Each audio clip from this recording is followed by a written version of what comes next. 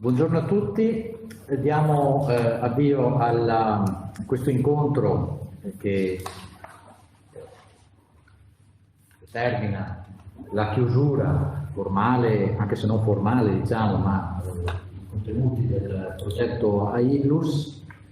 Io sono Luigi Zanin e porto i saluti anche del Presidente della Giunta regionale, dottor Luca Zaia, che ha delega diretta sulle materie della cooperazione internazionale.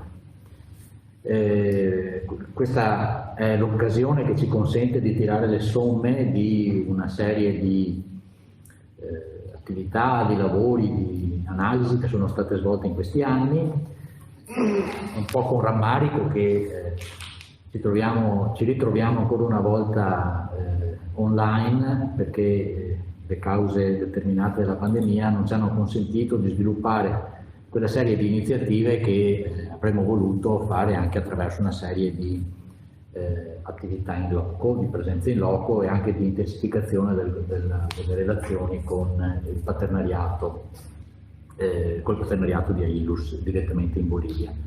Purtroppo gli eventi non ci hanno consentito di sviluppare queste attività. Tuttavia credo che il bilancio delle nostre iniziative di questo progetto sia, e poi lo dirà nel dettaglio sicuramente il dottor Ugolini, sia stato per gran parte centrato, e questo comunque ci consente di concludere questo progetto con una vena di sicuro di ottimismo rispetto a quanto abbiamo realizzato e alla portata degli interventi, ma non voglio anticipare nulla. Il mio, come vi dicevo, è solo un saluto di apertura e di introduzione dei lavori. I lavori saranno coordinati dal mio collega Stefano Zucchetta, che è qui con me, che ha seguito la parte tecnica del progetto, assieme alla dottoressa Cecilia Grazzini, che ne ha seguito le parti di gestione economico-finanziaria. Quindi è giusto e corretto che gli aspetti contenutistici siano coordinati sicuramente da Stefano. Gli interventi, Stefano appunto vi darà l'inquadramento generale, anche parlandovi del ruolo di alcuni cenni della cooperazione, dell'attività della cooperazione internazionale in capo alla nostra regione.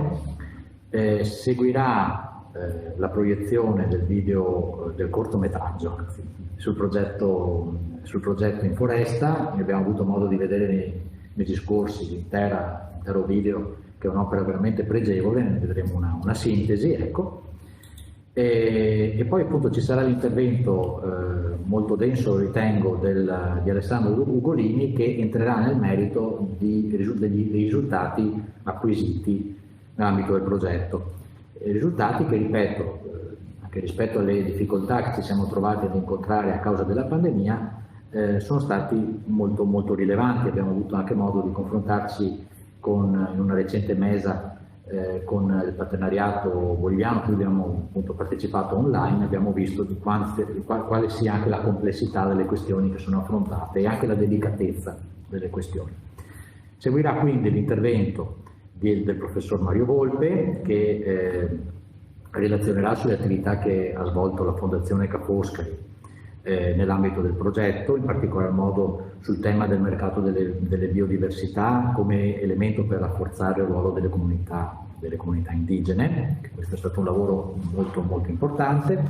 E poi daremo la parola a Stella Beghini, che relazionerà sull'interscambio tra il Veneto e la Bolivia nel campo dell'apicoltura e dell'agricoltura organica, un partner molto importante.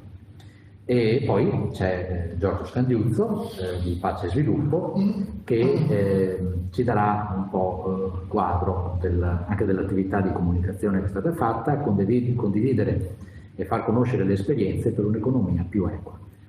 Infine è previsto l'intervento del nostro valutatore, del dottor Gabriele Levi, appunto un quadro di valutazione generale degli effetti del nostro progetto. Abbiamo previsto un dibattito che si concluderà con l'intervento di chiusura del dottor Benincasa e del dottor Eguino della sede di La Paz di ALX.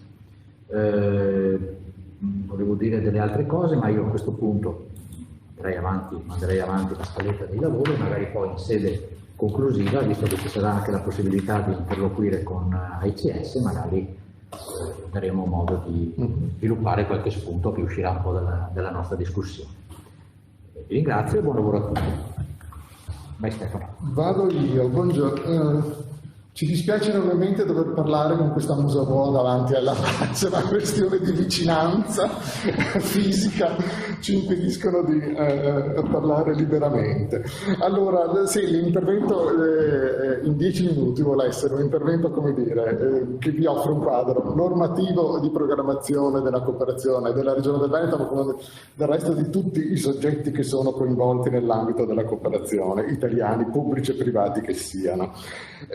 Chi fa cooperazione oggi lo fa all'interno di un quadro normativo che ha nella legge nazionale, la 125 del 2014, che è una legge di riforma della cooperazione italiana e che affida allo Stato il compito di essere, come dire, il dominus delle attività di cooperazione. Ovviamente la legge ha bisogno di uno strumento di programmazione, che è il documento triennale che viene approvato ogni anno dal Consiglio dei Ministri. Ovviamente la Regione del Veneto si muove a sua volta secondo una legge regionale approvata da essa stessa, che a sua volta ha bisogno di un piano di attuazione. Andando alla prossima slide, ovviamente la normativa nazionale risente delle indicazioni, delle direttive che provengono anche da fonti sovranazionali. Ce ne sono moltissime, ve ne offro solo due perché sono quelle che molto probabilmente sono le più importanti, e cioè la risoluzione delle Nazioni Unite del 2015 che ha definito l'agenda per lo sviluppo del sostenibile, quindi ha individuato 17 obiettivi di sviluppo sostenibile e più di un centinaio di target, dandosi un limite temporale che è il 2030 per il perseguimento degli stessi. L'Unione Europea ha a sua volta recepito questa indicazione proveniente dalle Nazioni Unite, approvando un documento che è Our World, Our Dignity e Our Future, che è un documento di accordo, diciamo, degli Stati membri dell'Unione Europea di attuazione degli obiettivi di sviluppo sostenibile e anche di monitoraggio costante. Questo documento fa sì che gli Stati europei a loro volta abbiano il compito di approvare la loro strategia nazionale sullo sviluppo sostenibile e, nel caso dello Stato italiano, le regioni a loro volta hanno il compito di definire una strategia regionale. Il Veneto l'ha fatto, lo scorso anno è stato approvato un documento che è la strategia regionale dello sviluppo sostenibile, che quindi si dà, diciamo, delle tappe, degli obiettivi di realizzazione degli stessi. Andiamo con la prossima. Allora, la legge 125, come dire, definisce alcuni principi che probabilmente la precedente legge dell'87 non definiva. Principio numero 1 è che la cooperazione è parte integrante della politica estera dello Stato. In altri termini, gli obiettivi, i destinatari, gli ambiti, i soggetti, le aree geografiche le stabilisce lo Stato. Addirittura all'interno della legge c'è la nuova denominazione del Ministero degli Affari Esteri, che non si chiama appunto più Ministero degli Affari Esteri, ma Ministero degli Affari Esteri e della Cooperazione internazionale, proprio per stressare, evidenziare questo aspetto, cioè la politica di cooperazione provana dallo Stato. E andiamo più avanti. Ovviamente il dettato normativo necessita di uno strumento di programmazione, che è il documento triennale di programmazione di indirizzo.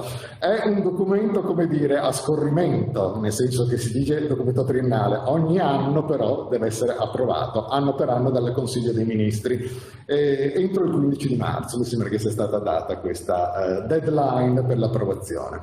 Il documento cosa fa? Rende concretamente operativo quello che la legge 125 detta sul piano di legge, quindi individua obiettivi, priorità tematiche, quali sono i settori di intervento, quali sono le aree geografiche prioritarie di intervento, all'interno delle aree quali sono i paesi prioritari di intervento, e poi determina la gestione delle risorse finanziarie. Andiamo avanti con la prossima. Il documento ha bisogno, e questo è il secondo elemento di novità, di uno strumento, di un ente operativo.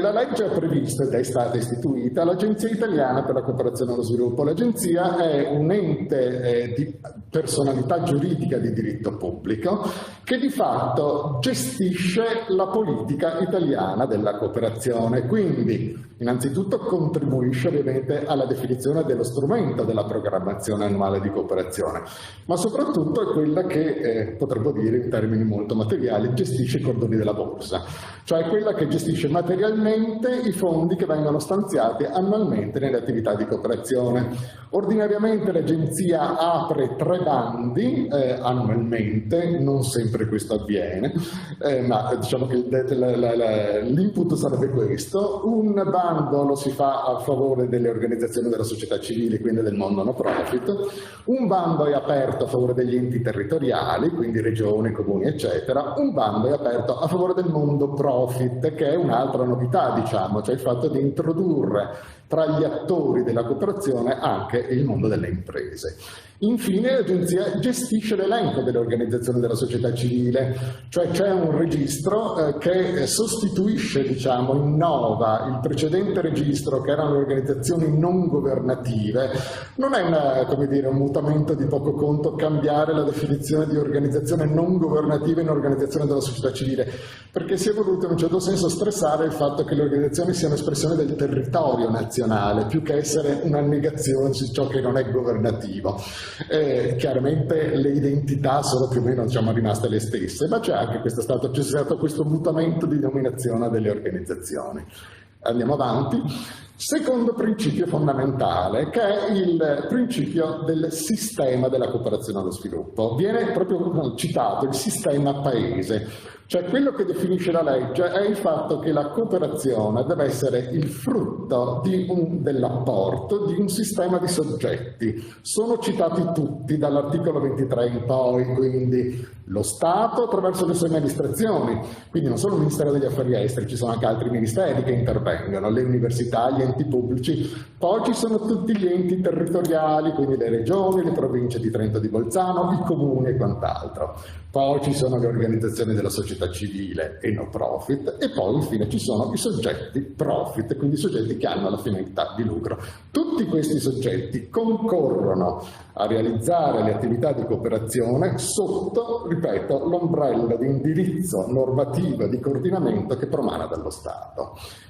Cosa ha fatto la Regione del Veneto? Ovviamente la legge nazionale innovava molto lo spirito della precedente legge dell'87, ha dovuto adeguarsi in un certo senso a quello che era il dettato nazionale, appunto dato dalla legge 125, pur conservando, diciamo, l'impianto della precedente legge regionale, che era la 55 del 99, nel senso che pur con un articolato molto più semplice, ha voluto conservare le stesse finalità, insomma, la legge regionale, quella di integrare i temi della cooperazione allo sviluppo e i temi della tutela dei diritti umani e della cultura di pace. Perché l'ha voluto fare? Perché in un certo senso questo è un retaggio culturale della regione del Veneto, cioè è legato al fatto che esiste un associazionismo molto diffuso all'interno del territorio regionale, sia laico che cattolico, e che richiedeva, diciamo, un'espressione normativa all'interno di quella legge. Quindi diciamo che la legge regionale si occupa, in modo si spera nobile,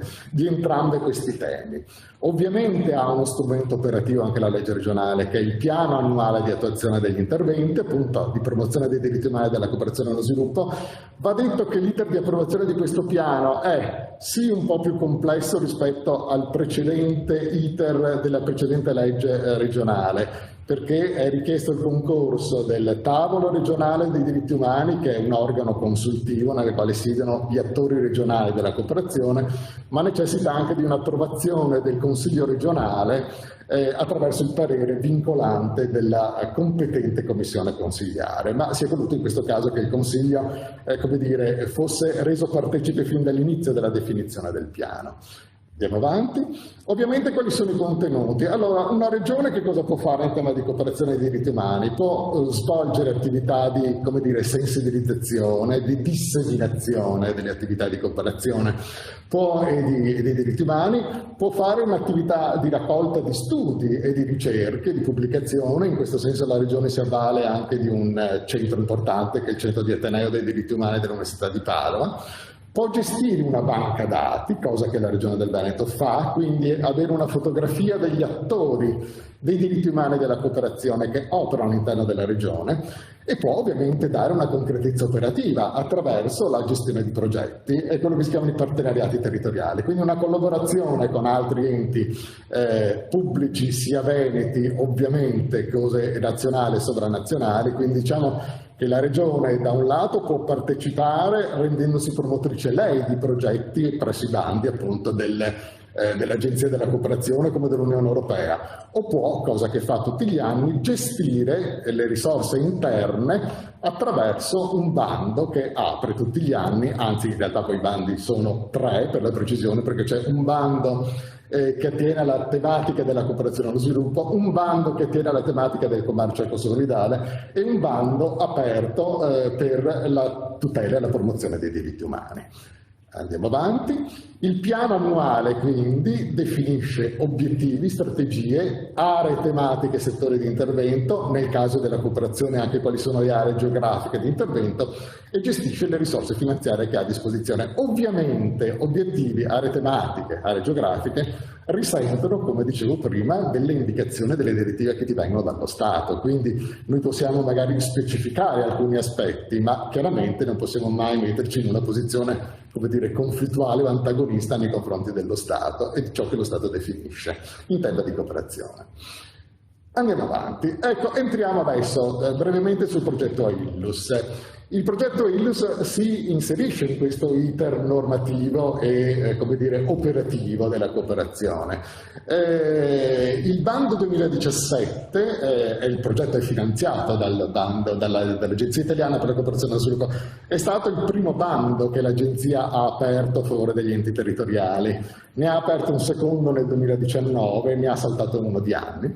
È un progetto che ha una proiezione temporale triennale, quindi di 36 mesi, ha un costo complessivo di quasi 2 milioni di euro, di cui 1.400.000 euro sono stati cofinanziati da AICS. Ovviamente il paese di elezione in questo caso è la Bolivia.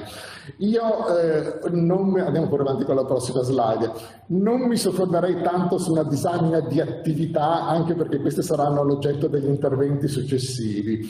Mi premeva in un certo senso sottolineare il rapporto tra gli obiettivi progettuali che il progetto si è dato e i risultati che si è atteso all'interno di questo progetto. Quindi gli obiettivi sono, diciamo, obiettivi sì da un lato di sviluppo socio-economico, ma anche di tutela della biodiversità e anche di attenzione alla tutela dell'ambiente. Diciamo che è un obiettivo che ha un intreccio di un progetto che ha un intreccio di obiettivi e di tematiche. Il fulcro, diciamo, del progetto chiaramente è il settore agroforestale. C'è un'attenzione molto particolare a quelli che si chiamano i SAF, cioè sono i sistemi agroforestali. Il settore agroforestale chiaramente vive di come dire, microimprese per lo più di natura familiare, quindi sono imprese molto piccole ma che hanno una grande capacità, come dire, di aggregazione, quindi di costituirsi in associazioni, e quindi è una cosa di rapportarsi anche con i soggetti pubblici del territorio. Quindi c'è un tema dal lato dello sviluppo socio-economico, dall'altro, ripeto, c'è la tutela della biodiversità, perché partendo da delle carenze, diciamo, anche c'è una povertà diffusa, eccetera, il progetto voleva investire su quelle che sono le potenzialità enormi di questa area di intervento, che è la biodiversità, attraverso alcuni prodotti che sono tipicamente boliviani, locali, l'asai, il tamarindo, il maggio, credo che la pronuncia sia corretta, il cacao, eccetera. Correlato agli obiettivi c'è una slide, che è quella successiva, che è quella dei risultati attesi. che quindi sono essenzialmente sintetizzati nel miglioramento delle competenze e delle capacità produttive dei produttori agroforestali.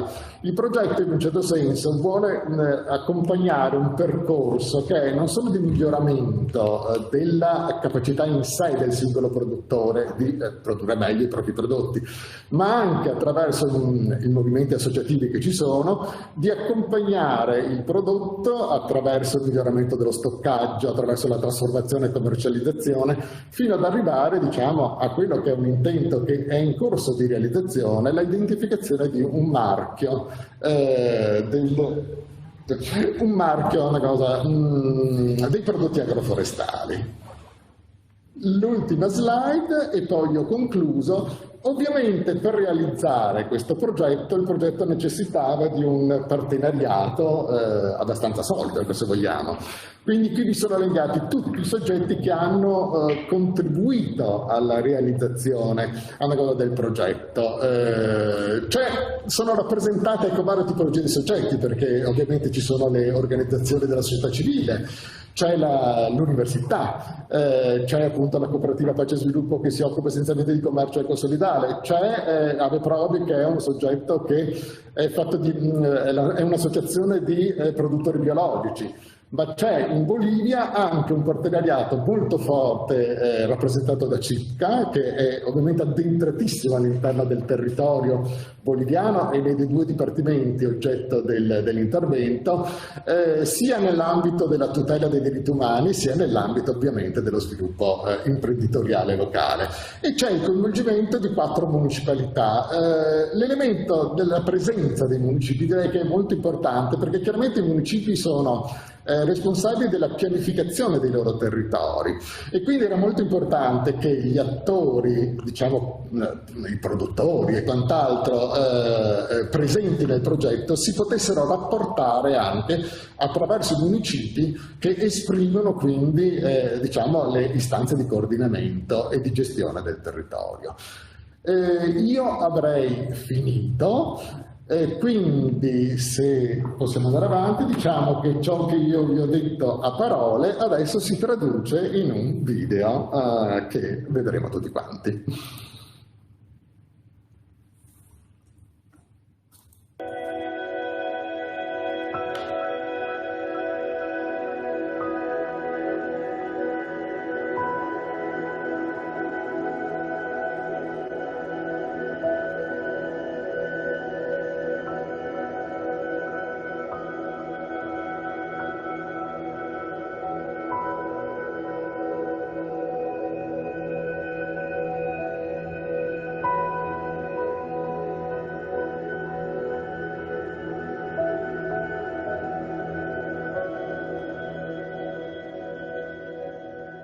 In alcune aree dell'Amazzonia boliviana si sta cercando di attuare una politica di difesa della foresta coinvolgendo le comunità locali e i campesinos.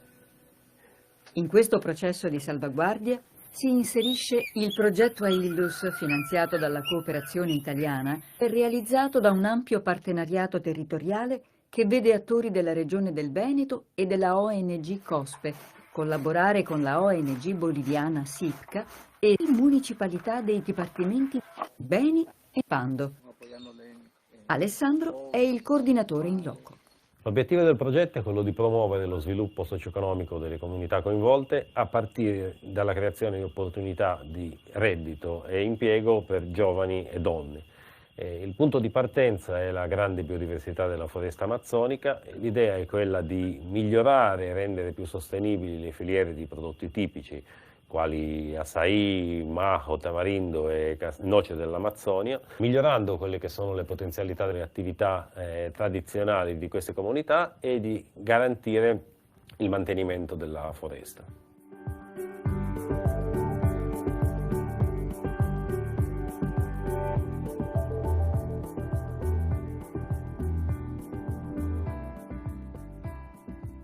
Oliver è uno dei tecnici della ONG SIPCA che si occupa della realizzazione del progetto Aildus. Il progetto rafforza la conservazione e la gestione sostenibile delle risorse naturali e allo stesso tempo dà impulso all'implementazione dei sistemi agroforestali. Questo è il progetto Aildus. Il termine sistema agroforestale si riferisce all'integrazione di varie specie. Parliamo di specie annuali con ciclo di vita più corto, come il riso, il mais, la yucca, le banane. In una fase successiva vengono integrate piante da frutto, tra le quali il principale è il cacao nativo dell'Amazzonia.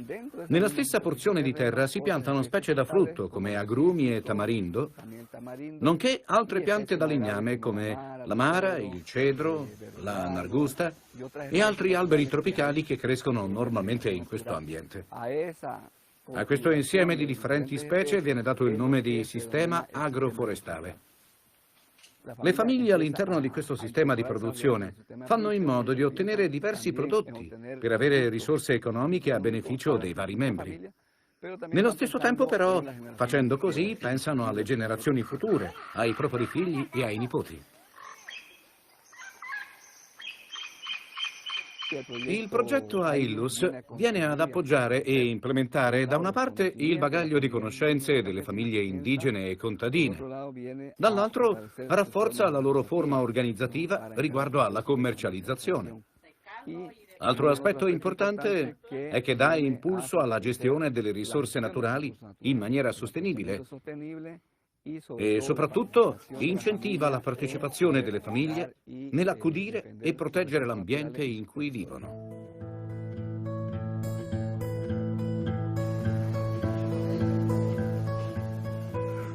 Anche i giovani sono coinvolti nella formazione prevista dal progetto, come la sedicenne Lilian.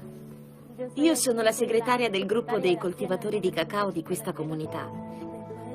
Quando andiamo nella parte di foresta dove ci sono le piante, ci organizziamo per ripulire il sottobosco e migliorare il nostro cacao. Quando i frutti sono piccoli, dobbiamo stare attenti che gli uccelli e le scimmie non li portino via. Siamo 13 soci, uomini e donne, che lavorano insieme. Noi principalmente produciamo la pasta di cacao che poi vendiamo. A me piace molto fare questo lavoro.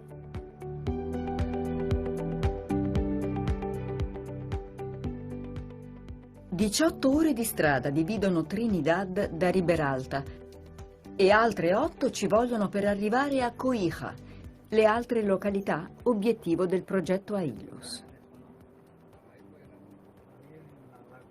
Attraverso il rafforzamento delle filiere di quelli che sono i prodotti tipici, tradizionali, amazzonici, pretendiamo contribuire a raggiungere il duplice obiettivo: da un lato migliorare le condizioni di vita delle popolazioni coinvolte e dall'altro garantire la conservazione della foresta amazzonica, così importante in questo momento di cambio climatico e di cambiamenti.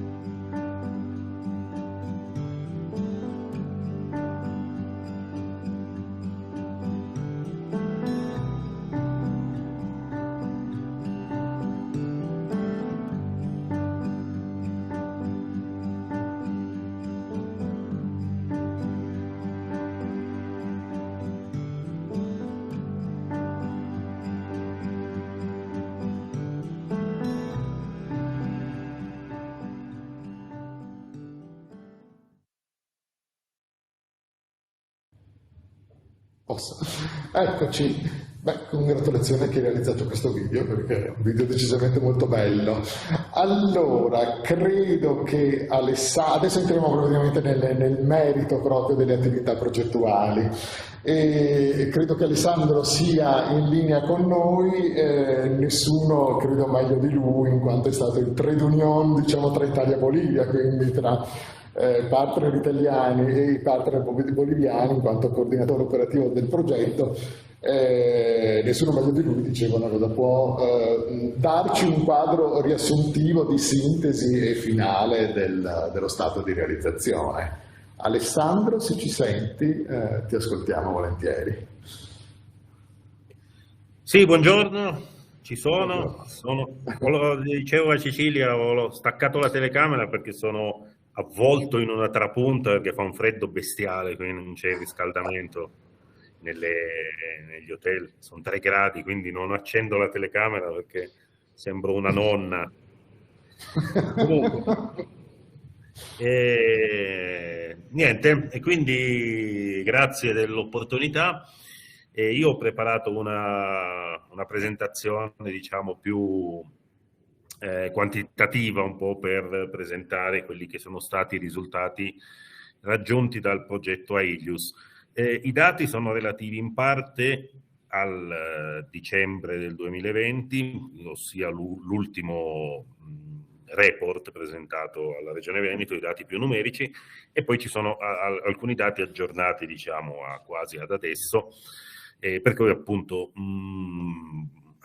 avviso che non tutti i dati sono aggiornatissimi, perché chiaramente il SIPCA elabora poi semestralmente quelli che sono i dati numerici realizzati dal progetto. Non mi dilungo oltre, provo a passare alla presentazione. Allora, vediamo se... Ok, spero... Mi confermate che vedete? Sì, sì, vediamo. Ah, perfetto. Ok, allora, i primi slide li salto perché ho mantenuto tutta la parte in spagnolo relativa al progetto in funzione poi magari di una possibile presentazione dello stesso PowerPoint nel pomeriggio con i colleghi boliviani. Allora, iniziamo con una prima carrellata di indicatori numerici, un po' riprendendo quello che era l'impianto del progetto e quelli che erano gli indicatori e i principali risultati proposti dal testo di progetto. Per cui, comparando quella che era la meta iniziale prevista con la meta raggiunta ufficiale, come dichiarato dai report consegnati a fine anno scorso, al dicembre 2020. Per cui, a livello di gestione sostenibile dei boschi, in comparazione a una meta prevista di 7.730 ettari, il progetto ha raggiunto al momento un risultato di 9.671,5 ettari. Premetto che questo è un risultato un po' complesso da leggere. Si tratta di aree enormi e di aree che vengono sulle quali i lavori vengono anche ripetuti di anno in anno, per cui io ho ritenuto come indicatore valido questo, che è l'indicatore presentato nel secondo anno in cui si è raggiunta un'estensione massima di manutenzione del bosco. Ho evitato quindi di sommare i risultati raggiunti ad esempio nel primo semestre della terza annualità, perché in realtà su molte aree si è andata a lavorare 2 o 3 volte, perché annualmente questo lavoro viene ripetuto. È un lavoro di pulizia del bosco e di miglioramento delle condizioni del cacao, quindi abbiamo preso per buono questo valore, che è un valore comunque molto significativo sia in termini di estensione di area sia in termini a quella che era la meta prevista. Per quanto riguarda l'attività 1.1.2, che era quella di miglioramento e ampliamento dei sistemi agroforestali, Anche in questo caso, al dicembre del 2020, l'area raggiunta era superiore a quella prevista dalla meta del progetto, quindi 563,37 ettari contro i 423 ettari previsti.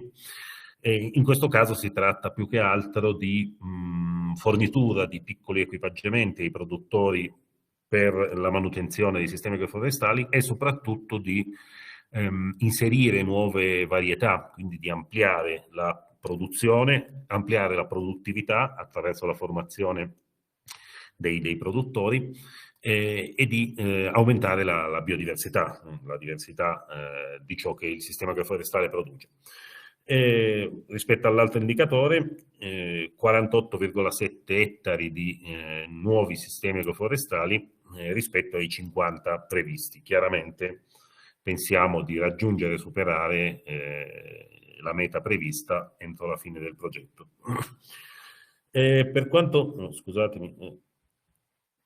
riguarda le piantine prodotte e distribuite nei due vivai, uno in Bermeo Sant'Ignacio e l'altro in Puerto Rico, non esisteva una meta numerica prevista dal progetto, ma al dicembre del 2020 22.822 piantine erano state prodotte e distribuite.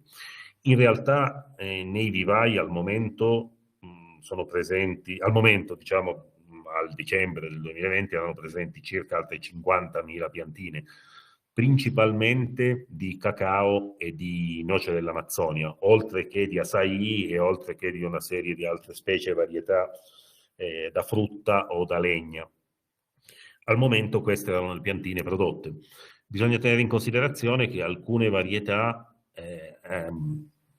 hanno bisogno solo per germinare di 6-8 mesi, tipo la castagna, la noce dell'Amazzonia, che ha un procedimento molto complesso di germinazione, per cui queste piantine sono disponibili in questo momento e sono state distribuite, diciamo, nei primi mesi del 2021. Passiamo all'altra tabella e i risultati raggiunti. Anche per quanto riguarda i prodotti commercializzati, la meta è stata raggiunta e superata e pensiamo di superarla, insomma, in modo significativo entro la fine del progetto. 2.776.341 bolivianos contro i 2.410.000 boliviani previsti. Questo naturalmente comprende i prodotti commercializzati dall'universo di associazioni presenti in Beni e Pando accompagnate dal progetto. Per quanto riguarda anche i volumi commercializzati, 137.000 kg contro i 72.400 kg previsti. Stiamo parlando principalmente di açaí, penso che sia il prodotto più importante in termini di peso, oltre a cacao e castagna naturalmente, e oltre che a piccole quantità di tamarindo, banana, copuassù, majo e gli altri prodotti che costituiscono la diversità di un sistema agroforestale. Per quanto riguarda la presenza di donne e giovani nelle associazioni accompagnate dal progetto, al momento è stato raggiunto e superato il target relativo alla presenza dei giovani nelle direzioni, mentre quello delle donne, dopo un aumento significativo sul secondo anno, a seguito delle elezioni di 1 o 2 organizzazioni avvenute nel 2020, è tornato a diminuire al 41% rispetto al 50% che ci eravamo prefissati.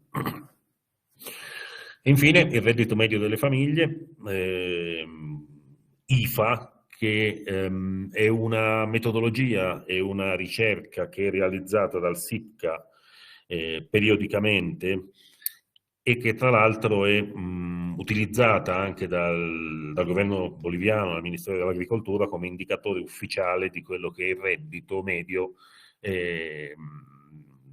nelle zone rurali della Bolivia, diciamo differente da quello che è il reddito medio rilevato dal censo ufficiale realizzato dal governo boliviano.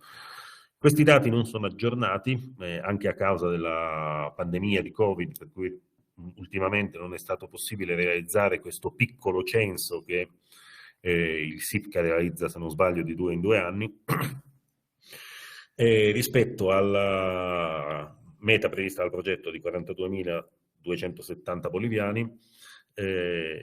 Il progetto, o comunque i beneficiari del progetto, hanno raggiunto in beni 45.579 bolivianos e in nord amazzonico 32.303 boliviani. Queste informazioni risalgono al periodo tra il 2019 e il 2020, quindi dovranno essere attualizzate, spero, ancora quest'anno, e ci porteranno poi quelli che sono i risultati attuali. Naturalmente la meta prevista è una media tra beni e nord amazzonico, il beni sicuramente più ricco e produttore di prodotti con un maggior valore aggregato anche nel mercato internazionale, mentre il nord amazzonico è, ricordiamo, la regione più povera della Bolivia, quindi appunto presentando dei livelli di reddito medio inferiori. Ok, adesso una rapida carrellata un po' più discorsiva su quelli che sono stati gli altri principali risultati raggiunti dal progetto, oltre che a quelli appunto appena visti, più legati agli indicatori. Naturalmente ho cercato di riassumere quelli che sono i risultati più significativi, perché penso che sarebbe impossibile, data l'estensione, e vedrete il numero dei beneficiari coinvolti, riuscire a riportare tutto ciò che il progetto ha realizzato. Comunque, per quanto riguarda il risultato 1.1, migliorate le competenze e le capacità di produzione dei produttori e raccoglitori agroforestali. Appunto, ripeto, i 2 vivai costruiti e funzionanti nei comuni di Puerto Rico e Bermeo, in particolare quello di Puerto Rico con una speciale importanza per la forte relazione con il comune che ha ceduto il terreno su cui questo vivaio è stato costruito e che comunque costantemente appoggia la sua manutenzione anche con dei tecnici o favorendo degli interscambi con degli studenti locali, per cui è un vivaio molto vivo e che sicuramente continuerà a funzionare, a produrre e a distribuire piantine per la regione anche dopo la fine del progetto. Stessa cosa per le stazioni meteo costruite dal progetto, in ambo i casi in collaborazione con i comuni, per cui al momento queste stazioni meteo sono gestite direttamente dai tecnici municipali, con un accompagnamento periodico da parte dei tecnici del SIPCA. E queste stazioni meteo permettono un costante rilevamento di quelli che sono i dati su chiaramente temperatura, umidità, velocità e direzione del vento, precipitazioni, in modo da poi poter costruire e monitorare quelli che sono i trend relativi al comportamento del clima e possibilmente alle tendenze portate dal cambiamento climatico, e fornendo chiaramente anche dei forecast, delle previsioni rispetto a quelle che saranno le condizioni meteo nei giorni successivi, e quindi possibilitando anche la prevenzione, ad esempio, di incendi boschivi o la prevenzione di periodi di pioggia eccessiva o di secca eccessiva o di inondazioni, che sono state molto comuni negli ultimi anni nella regione. Per quanto riguarda l'incremento della produttività, appunto permesso dalle attività di capacitazione e dalla fornitura di input agricoli, agrotossici biologici, difensivi biologici, concimi biologici. Per quanto riguarda le specie presenti nei SAF, questo alla fine del 2020 era stato raggiunto un incremento di produttività per il cacao, appunto dei sistemi agroforestali, tra l'8 e l'11% tra le varie aree coinvolte dal progetto. Per l'acai un aumento medio del 10% e per la banana un aumento medio della produttività del 17,5%. Mentre per quanto riguarda i prodotti silvestri, ossia prodotti in quel bosco migliorato e gestito che ho presentato prima come primo dato. L'incremento di produttività è stato del 30,7% per il cacao silvestre e del 33,2% per la noce dell'Amazzonia. Questi dati sono disponibili grazie ad un lavoro di mappatura del bosco e di costante monitoraggio di quella che è la salute delle piante e la loro produttività, che è realizzato tra l'altro nell'ambito di una politica del governo nella quale il SIPCA è stato pioniero, che sono i piani di gestione integrale del bosco e delle terre, dove appunto i produttori sono formati e messi in condizione ogni anno di visitare il bosco e di mappare le piante, verificandone naturalmente a campione la salute e la produttività. Ecco, per avere un'idea dell'estensione di ciò che il progetto ha realizzato, al dicembre del 2020, nell'ambito di questo risultato, erano state coinvolte in attività di formazione quasi 4.000 persone. Un caveat rispetto a questi numeri, che è un po' quello che ho indicato quando parlavo della gestione del bosco. Chiaramente, quando parlo di 4.000 persone, parlo di 4.000 partecipanti ai corsi, che in alcuni casi sono le stesse persone che partecipano più volte a differenti corsi. Quindi, ecco, qui direi 4.000 partecipanti all'attività di formazione, che comunque è un risultato molto importante. Alcune foto dei risultati raggiunti e delle attività realizzate: il cacao, alcune attività di manutenzione del bosco, e qui a sinistra un castello costruito in legna per poi poter accomodare una cassa d'acqua, una vasca d'acqua che poi servirà per il sistema di irrigazione, che sono un po' in ritardo ma sono in fase di installazione, tra l'altro in queste settimane. Alcuni sono già stati installati nel comune di Puerto Rico e Riberalta. In beni sono stati comprati in questi giorni parte degli equipaggiamenti, e questa settimana, col mio arrivo a Copica, compreremo gli ultimi equipaggiamenti per estendere e completare i sistemi di la regione di Riberalta e Puerto Rico. Con relazione al risultato 1.2, migliorata la resilienza delle comunità indigene e contadine agli effetti del cambiamento climatico. Sono state realizzate nell'ambito del progetto fasce tagliafuoco in 13 comunità, nei comuni di Riberalta 5 comunità, Sant'Ignazio 4 comunità, Bellaflor 1 comunità e Puerto Rico 3 comunità interessate da questo intervento. Sono state realizzate 2 campagne di prevenzione di incendi boschivi, una in Riberalta e una in Sant'Ignazio, nell'ambito di un lavoro di coordinamento costante con i comitati di gestione dell'emergenza e diciamo dello sviluppo locale. Poi parleremo un po' di più di queste attività. Un'attività molto interessante è stato il rafforzamento dell'associazione dei Jóvenes Reforestadores in Acción, AJORA, che diciamo è un'associazione che il progetto Ailius ha trovato, un'associazione di giovani che il progetto Ailius ha trovato in uno stato iniziale, e che la settimana scorsa è riuscita a portare il suo cacao a Parigi, ossia il cacao prodotto da questa associazione è stato selezionato come prima come uno dei 4 cacao migliori della Bolivia. E in questo momento è tra i 50 campioni di cacao migliori del mondo, e nei prossimi mesi parteciperà al Salone di Parigi, durante il quale saranno eletti i migliori cacao silvestre del mondo. Quindi diciamo su questo il progetto Ailius ha uno zampino, e tra l'altro Reprovi ha contribuito e ha dialogato molto con questa associazione, e insomma un pezzettino del progetto sarà a Parigi a partecipare al Salone del Cacao con i campioni che provengono dalle aree del progetto.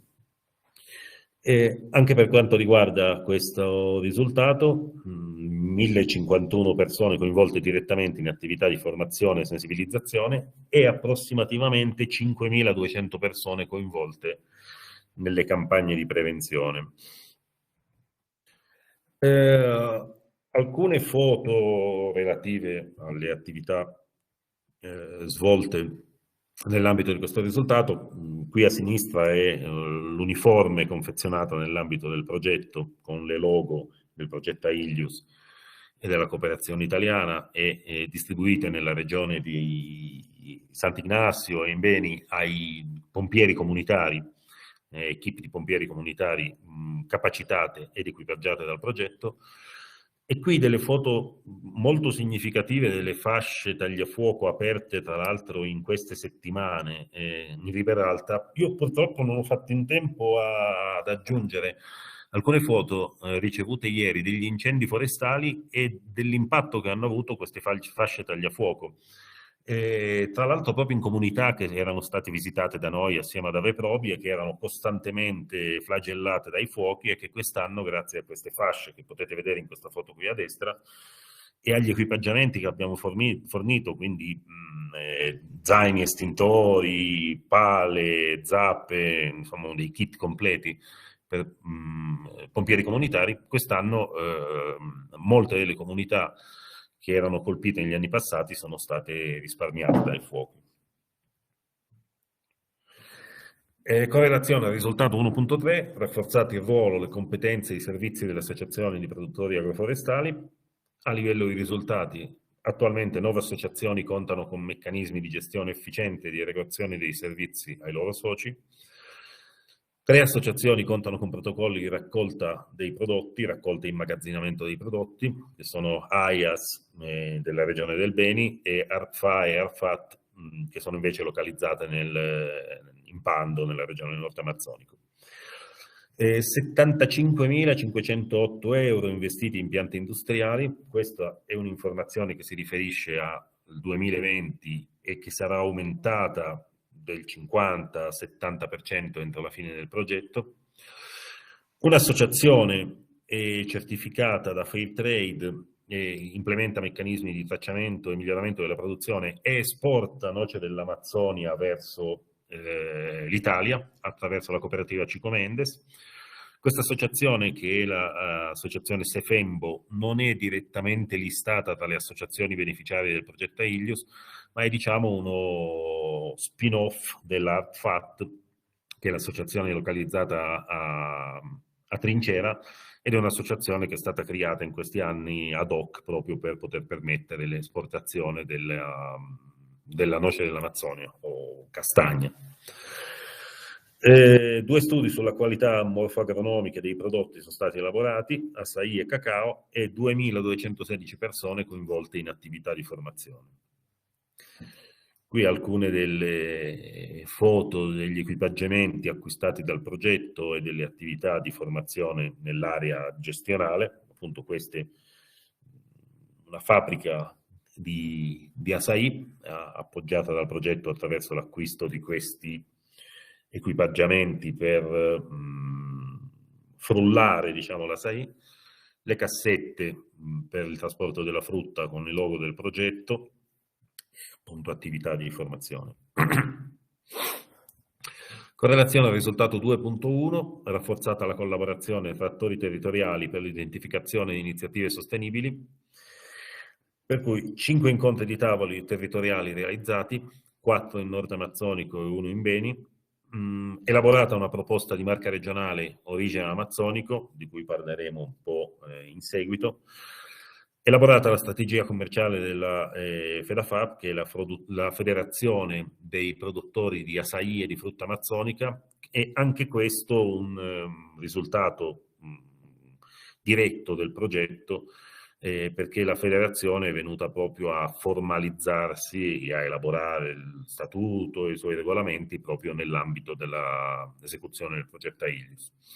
Ed è la federazione che riunisce tutte le organizzazioni di produttori di açaí localizzate in Pando.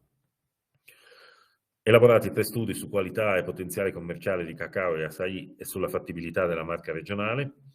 In beni è stata svolta un'attività molto intensa di advocacy e appoggio ai governi locali, sia municipali sia dipartimentali, per l'elaborazione di una serie di leggi e regolamenti dipartimentali e municipali che regolamentano e promuovono il consumo e la produzione del cacao, che diciamo è forse, togliendo l'allevamento, è il prodotto agropecuario principale del Dipartimento.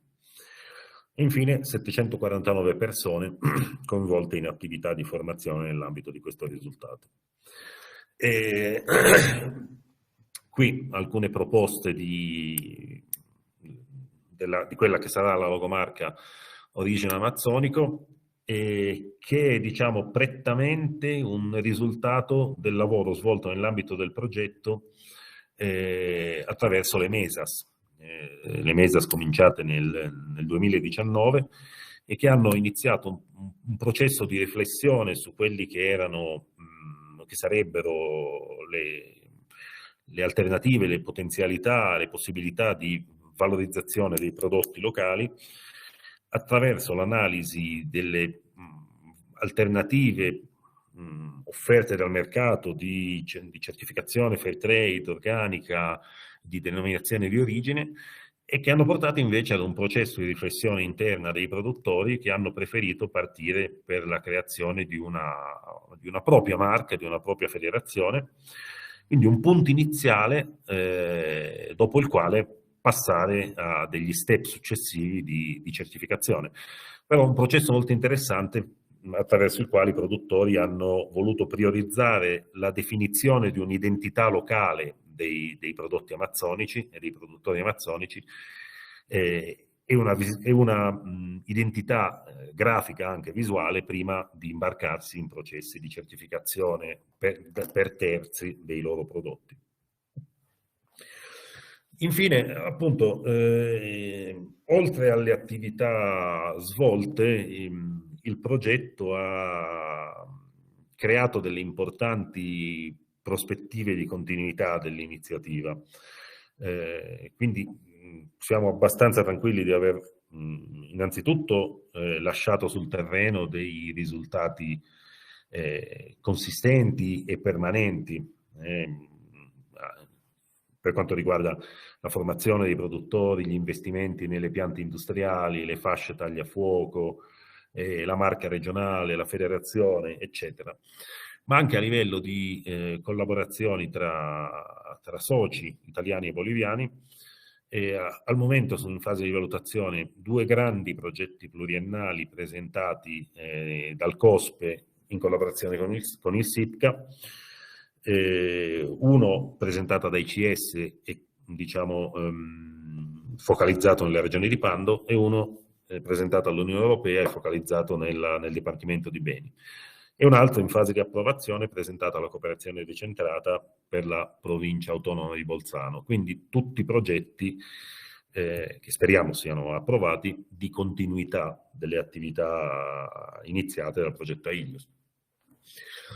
E anche in Italia il progetto continua ad essere divulgato nell'ambito della campagna Amazzonia, tra l'altro in collaborazione con alcuni dei soci italiani che speriamo adesso a partire da settembre ci aiuteranno a riprendere le cene, le attività presenziali che erano iniziate timidamente nella finestra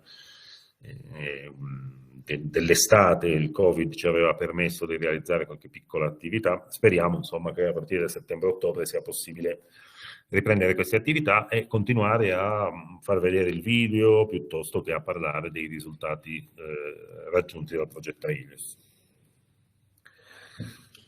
È tutto per me, e, insomma, se ci sono delle domande o delle osservazioni sono a disposizione. Grazie. Grazie a te perché, vabbè, ovviamente per la relazione che è decisamente esaustiva e anche diciamo positiva e propositiva nei suoi risultati. Ci fa molto piacere sapere che il progetto ILUS poi si dissemina in altri progetti finanziati dall'Agenzia della Cooperazione o anche da altre enti territoriali. Abbiamo solo una curiosità che ci è venuta leggendo i dati che tu ci hai fornito, e credo che sia legata alla seconda slide che tu ci hai fatto vedere e che riguarda l'incremento della produzione sia in termini di volume ma anche in termini di indotto, diciamo, finanziario. Diciamo che la curiosità era legata al fatto che c'è una sorta di raddoppio del volume dei prodotti a cui non corrisponde un raddoppio monetario tra quanto era previsto e quanto e poi è stato concretamente realizzato. C'è una motivazione particolare per questa differenza? E in realtà io penso che questo sia legato all'açaí, all'esplosione del consumo di açaí, perché in parte l'açaí in grandi volumi e penso inaspettatamente l'açaí ha avuto un grande successo sul mercato locale. Quindi per dire un esempio interessante, la FIPA che si trova in Puerto Rico ha avuto un exploit commerciale vendendo un semplice nettare, chiamano, che è un succo fresco di açaí, ai lavoratori cinesi e boliviani che stanno aprendo la strada tra Copija e Trinidad. E quindi penso che chiaramente il valore aggregato a questo prodotto è minore, diciamo, rispetto a una noce dell'Amazzonia, un cacao, un prodotto magari esportato come nei casi dei prodotti certificati fair trade. Quindi io penso che questo exploit sia dovuto all'açaí, perché l'açaí realmente in questi anni è stato venduto in quantità esorbitanti, appunto, sia sul mercato locale e sia in piccole quantità sui mercati di principalmente Santa Cruz e Cochabamba, con un'aggregazione di valore molto significativa, però per il momento in quantità molto ridotte. Quindi io penso sia da attribuire a questo. Tra l'altro, appunto, era abbastanza imprevisto inizialmente. Il progetto si puntava sull'açaí, ma per i grandi numeri puntava più sul cacao e sulla noce dell'Amazzonia, mentre invece sorprendentemente l'açaí ha avuto un'esplosione di consumo simile a poi quella che è avvenuta in Brasile negli anni passati. Ok, grazie della precisazione. Prego. Allora, proseguiamo con gli interventi. Vi dicevo allora che il progetto ILUS non, come dire, si interessava solo di miglioramento delle tecniche di coltivazione, ma aveva, diciamo, delle ambizioni molto più alte collegate anche alle capacità di trasformazione, di commercializzazione. Si parla infatti di studi di certificazione, eccetera. In questo senso il ruolo della Fondazione Ca' Foscari di Venezia diciamo, vedeva coinvolta la sua competenza e quindi la sua capacità di apporto alla realizzazione di questi aspetti, in modo particolare proprio di un risultato che era rafforzata la collaborazione tra gli attori territoriali per l'identificazione di iniziative produttive sostenibili. Quindi io darei la parola al professor Mario Volpe, appunto, della Fondazione di Ca' Foscari, perché ci enunci, diciamo, quelli che sono stati, appunto, quello che è stato il ruolo e l'apporto dato dalla Fondazione alla realizzazione del progetto. Grazie. Sì, buongiorno a tutti. Prima non riuscivo a riattivare il microfono, quindi vorrei una conferma se mi sentite. Noi perfettamente. Sì. Sì, si sente. Adesso provo a condividere le slide. Scusate, ma ho dei tempi un po' lunghi qua. Allora.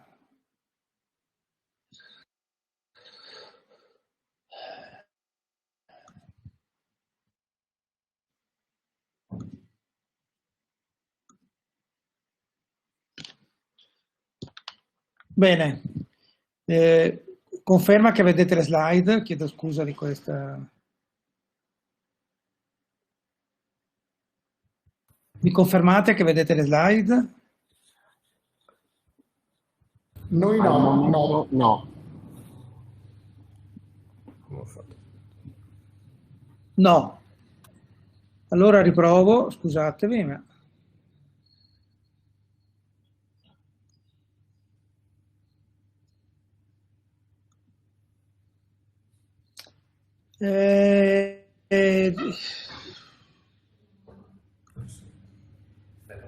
Ancora. Un attimo solo di pazienza, avevamo fatto le prove, ma evidentemente...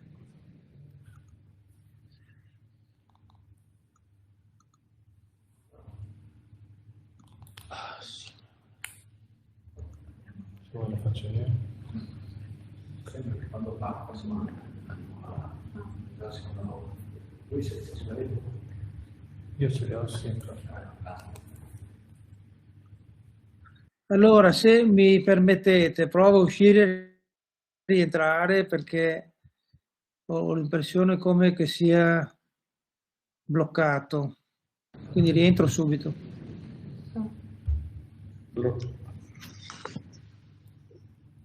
Volete che magari anticipiamo l'intervento di Ave Probi e intanto cerchiamo di risolvere dal punto di vista tecnico? Può andare bene per voi? Per me va bene. Penso che sì. Possiamo fare così allora eventualmente. Allora, in attesa della risoluzione dei problemi tecnici, darei la parola a Stella Beghini come Ave Probi. Ave Probi si è, come dire, ha ritagliato un ruolo, come dire, squisitamente operativo. Il tecnico di Ave Probi è andato in missione credo più volte alla base in Bolivia e ha proprio aspetto tutto. Forse ci siamo? Questo che cos'è? L'agricoltura, sì, Stella Beghini. Caricamento, ci è arrivato, adesso noi vediamo in questo momento la proiezione PowerPoint di Stella.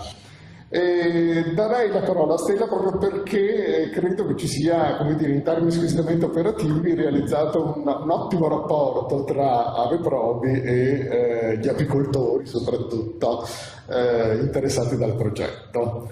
A Stella, a te pure la parola perché ti ascoltiamo. Quindi scusami Stefano, io ero rientrato. Mi fate provare, mi fate provare. Va bene, d'accordo. Fatemi provare a condividere, che se ci riesco.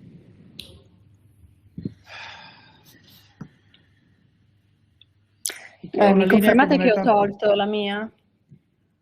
Sì.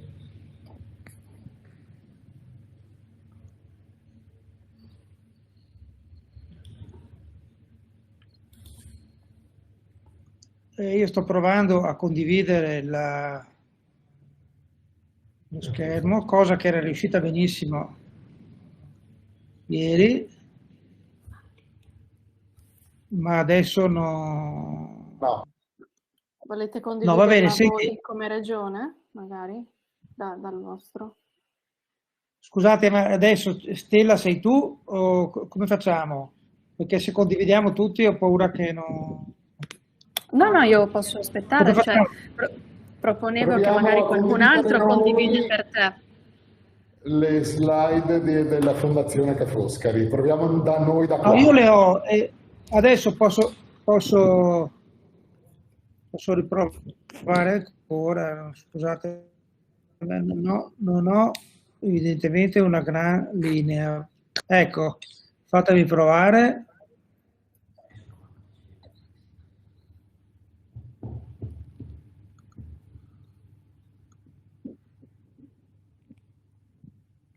Le vedete? Sì. Eccoci, sì, adesso le vediamo. Benissimo, perfetto. Vedi. Allora, diciamo che il mio intervento è un po' più, diciamo, su, chiamiamo anche gli obiettivi, diciamo, ampi di questo intervento di cooperazione.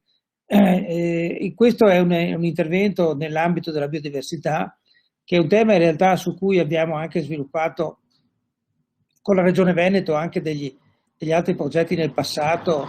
L'ultimo si chiamava Globe sul tema della biodiversità. AILUS rientra nella stessa famiglia. Questo tema della biodiversità è evidentemente un tema molto importante, perché abbiamo un modello di sviluppo che diciamo sacrifica o porta con sé alcuni effetti indesiderati, ormai abbastanza evidenti, che sono quelli dell'ineguaglianza e quello, diciamo, che c'è una predominanza di modelli basati sul profitto che non considerano in realtà il benessere in un'ottica più ampia. Credo che che valga per tutti ormai la consapevolezza dello sviluppo sostenibile. Lo sviluppo sostenibile vuol dire, in qualche modo, privilegiare uno sviluppo che si occupa anche dell'uguaglianza, ma anche di questi temi più forse tecnici, come quello della biodiversità, che in realtà è un concetto di uguaglianza soprattutto in senso intertemporale, nel senso che la biodiversità garantisce una consegna alle generazioni future di quelle stesse valori, tradizioni, opportunità che la generazione corrente dispone. Ora, è molto evidente che la biodiversità viene sacrificata da un'economia di mercato che mira solo al profitto.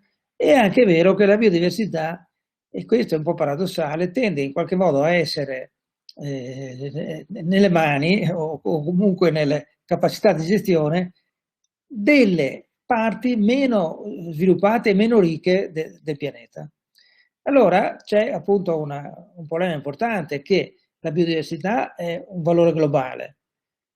È un valore globale in cui però, diciamo, non c'è una consapevolezza tale da fare sì che si investa in modo rilevante nel mantenimento della biodiversità da parte delle economie sviluppate. Alla fine troviamo con un doppio problema, cioè una diversità di sviluppo, popolazioni e popoli che vivono a livelli meno sviluppati di altri e paradossalmente queste sacche, diciamo, di sviluppo più basso, se non di sottosviluppo, di sviluppo insufficiente, è proprio quella dove sono prodotti e dove sono gestiti i beni biodiversi.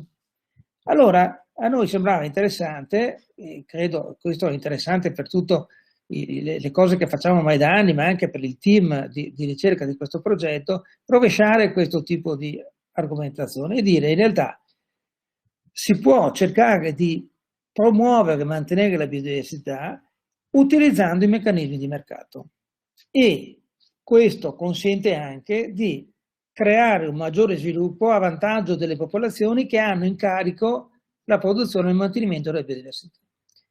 Questo naturalmente è un tema interessante, è anche un tema abbastanza pericoloso, perché ovviamente in biodiversità vuol dire anche differenziazione, specificità, e quindi bisogna cercare di portare questi prodotti della biodiversità in un contesto di mercato, il che vuol dire quindi creare l'accesso di questi beni, quelli di cui abbiamo parlato, no? Dal cacao all'acai, alle produzioni locali, nei mercati dove vengono pagati e valutati e quindi pagati di più, senza pregiudicare la biodiversità di questi beni. Quindi è un intervento interessante perché a livello locale, per un bene globale, per un bene che si vuole rendere con più valore sul mercato, ma senza snaturarne le sue caratteristiche specifiche di beni biodiversi. Quindi è veramente un tema molto complesso. Credo che anche nella relazione che abbiamo sentito prima di Ugolini abbiamo visto come in realtà ci sia sicuramente una complessità istituzionale, sono moltissime, no? I livelli di governo, dalle comunità alle regioni, agli stati, no? E sia anche un problema di interdipendenza delle produzioni a livello di sistema integrato agroforestale, diciamo, no? Allora, questo tema, quindi ripeto, il tema interessante è invece di dire sosteniamo la biodiversità come un bene pubblico globale, cosa che non viene fatta, cerchiamo una seconda alternativa che è quella di rafforzare economicamente gli attori che sono in carico dei prodotti biodiversi per renderli più forti, più benestanti, aumentare il loro livello di sviluppo e quindi attraverso questo mantenere una vita dei beni biodiversi, perché hanno dietro di sé un processo economico più formalizzato, più completo, più forte. Allora, questo vuol dire, cosa vuol dire? E appunto queste sono state le modalità di intervento che abbiamo fatto noi come fondazione, ma che sono state fatte dagli attori nel territorio. Il miglioramento delle competenze dei produttori e quindi un'attività di formazione e di capacity building, un miglioramento del posizionamento dei prodotti nei mercati, forse addirittura creando dei mercati laddove i mercati non ci sono e cercando quindi che questi mercati siano mercati locali ma anche mercati nazionali se non internazionali e oltre che a rafforzare i lavoratori e i produttori, promuovere azioni collettive come quello del marchio che in realtà consentano di aumentare la reputazione, la conoscenza, il valore economico dei beni prodotti dalle comunità. Quindi una formazione sia a livello individuale, sia una spinta al cooperare e creare azioni comuni e collettive. Questi strumenti, ovviamente, gli strumenti più efficaci sono stati quelli sul territorio e questo un po' la situazione Covid ha penalizzato la capacità di intervenire sul territorio. Noi abbiamo cercato di fare una formazione, vedremo tra un attimo, con i mezzi a disposizione e in modo integrato con gli altri partner del progetto, analisi, report, redazione linee guida e un'assistenza tecnica il più possibile condivisa. Allora, le azioni specifiche che sono state richiamate anche nelle slide di prima e in realtà quelle che hanno visto coinvolte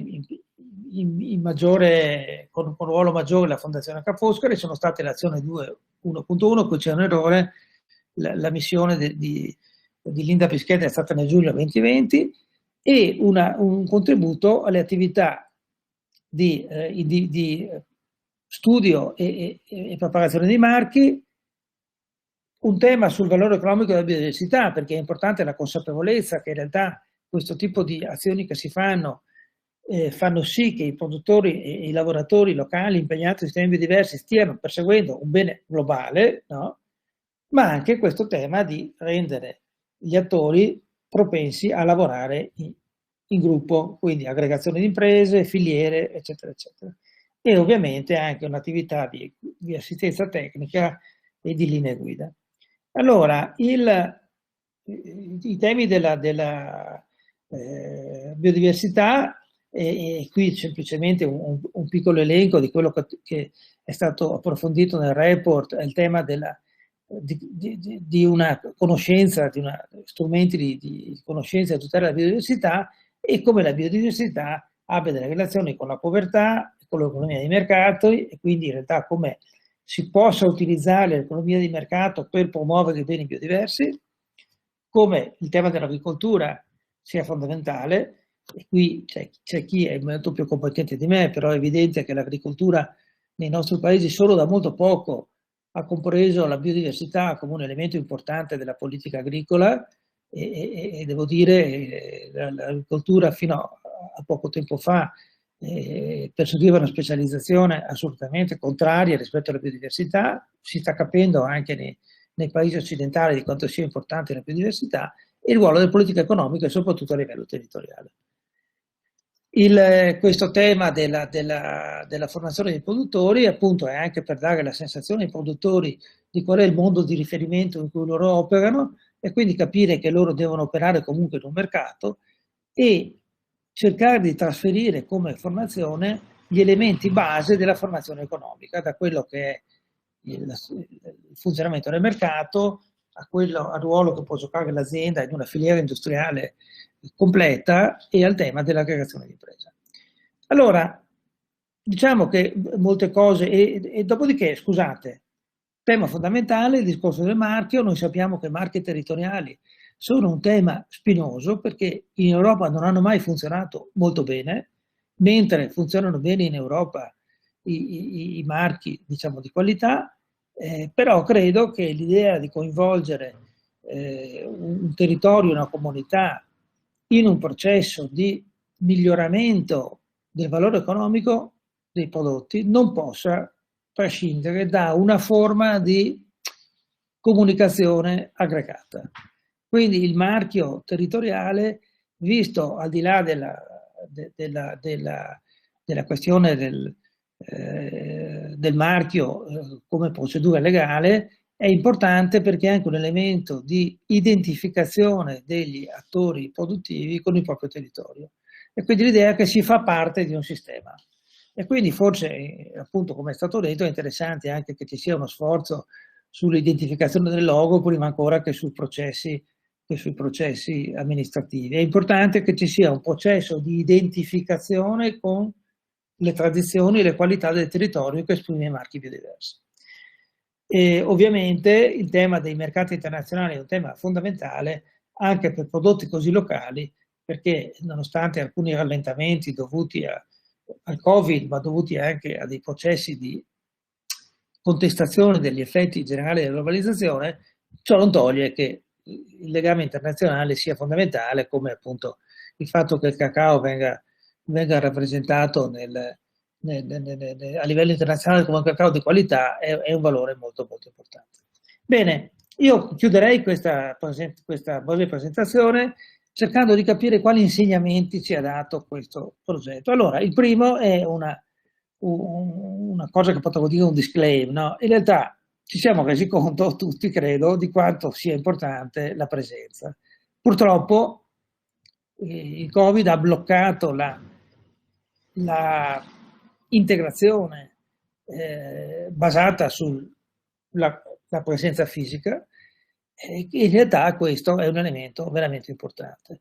Quello che abbiamo fatto, noi abbiamo nel nostro piccolo cercato di sviluppare degli strumenti digitali. Abbiamo quasi terminato dei video e dei report, delle dispense di formazione che crediamo possono essere interessanti come strumenti per la formazione. Ciò non toglie che la formazione diretta sarebbe stata molto più ampia. Per fortuna, diciamo, ci sono i nostri partner in loco che hanno sviluppato questa attività. Se avessimo potuto svilupparla anche noi fisicamente, l'effetto secondo me sarebbe stato superiore. Quindi in realtà l'importanza della presenza. Le visite sul campo sono state limitate, sia le nostre, ma anche quelle dei nostri beneficiari boliviani in Europa e in Italia, e credo che il valore delle visite sul campo si capisce quando non si sono fatte, si capisce quanto sarebbero state importanti. Anche qui alcune cose sono state fatte, ma molto meno di quelle che avevamo previsto. Dopodiché il tema della formazione, ma in realtà il tema della formazione delle persone, dei produttori, dei lavoratori, delle istituzioni, come il modo di usare l'economia di mercato per promuovere la biodiversità. E quindi se l'economia di mercato da sola non arriva a considerare la biodiversità, bisogna che la biodiversità usi l'economia di mercato per la sua valorizzazione. E infine questo tema che credo sia un tema obbligatorio, ma è quello che credo che la cooperazione sia assolutamente una questione orizzontale, e devo anche dire che ben contenti siamo noi di fare qualcosa che serva alle comunità boliviane, ma le comunità boliviane si stanno facendo carico di un bene globale che è quello della biodiversità, i cui benefici non sono certamente limitati al sistema territoriale, ma sono estesi a tutto il mondo. Quindi in qualche modo è una cooperazione orizzontale, perché sicuramente ne riceviamo anche noi dei benefici. E io direi che ovviamente qui c'è una specie di ringraziamento ai partner e un'idea che questo in realtà è un'attività molto integrata tra di noi, e io mi fermerei qua. Perfetto, grazie di Cioè, hai introdotto dei temi che sono complessissimi in un certo senso, perché è il rapporto quasi tra etica ed economia, e quindi questo è un territorio di una difficoltà, credo, una cosa straordinaria. Invece con Stella entriamo, diciamo, nel pratico proprio, nel senso che il ruolo di Ave Probi è stato quello di, come dire, avvicinare degli apicoltori locali, di mettere la propria esperienza, la propria expertise al loro servizio. Credo che ci sia ancora tuttora una collaborazione stretta, si parlava di WhatsApp, se hanno un problema lo comunicano a voi cercate di risolverlo, eccetera. Quindi credo che sia anche interessante appunto l'esperienza sul campo diretta che Ave Probi ha avuto all'interno di questo progetto. A te Stella.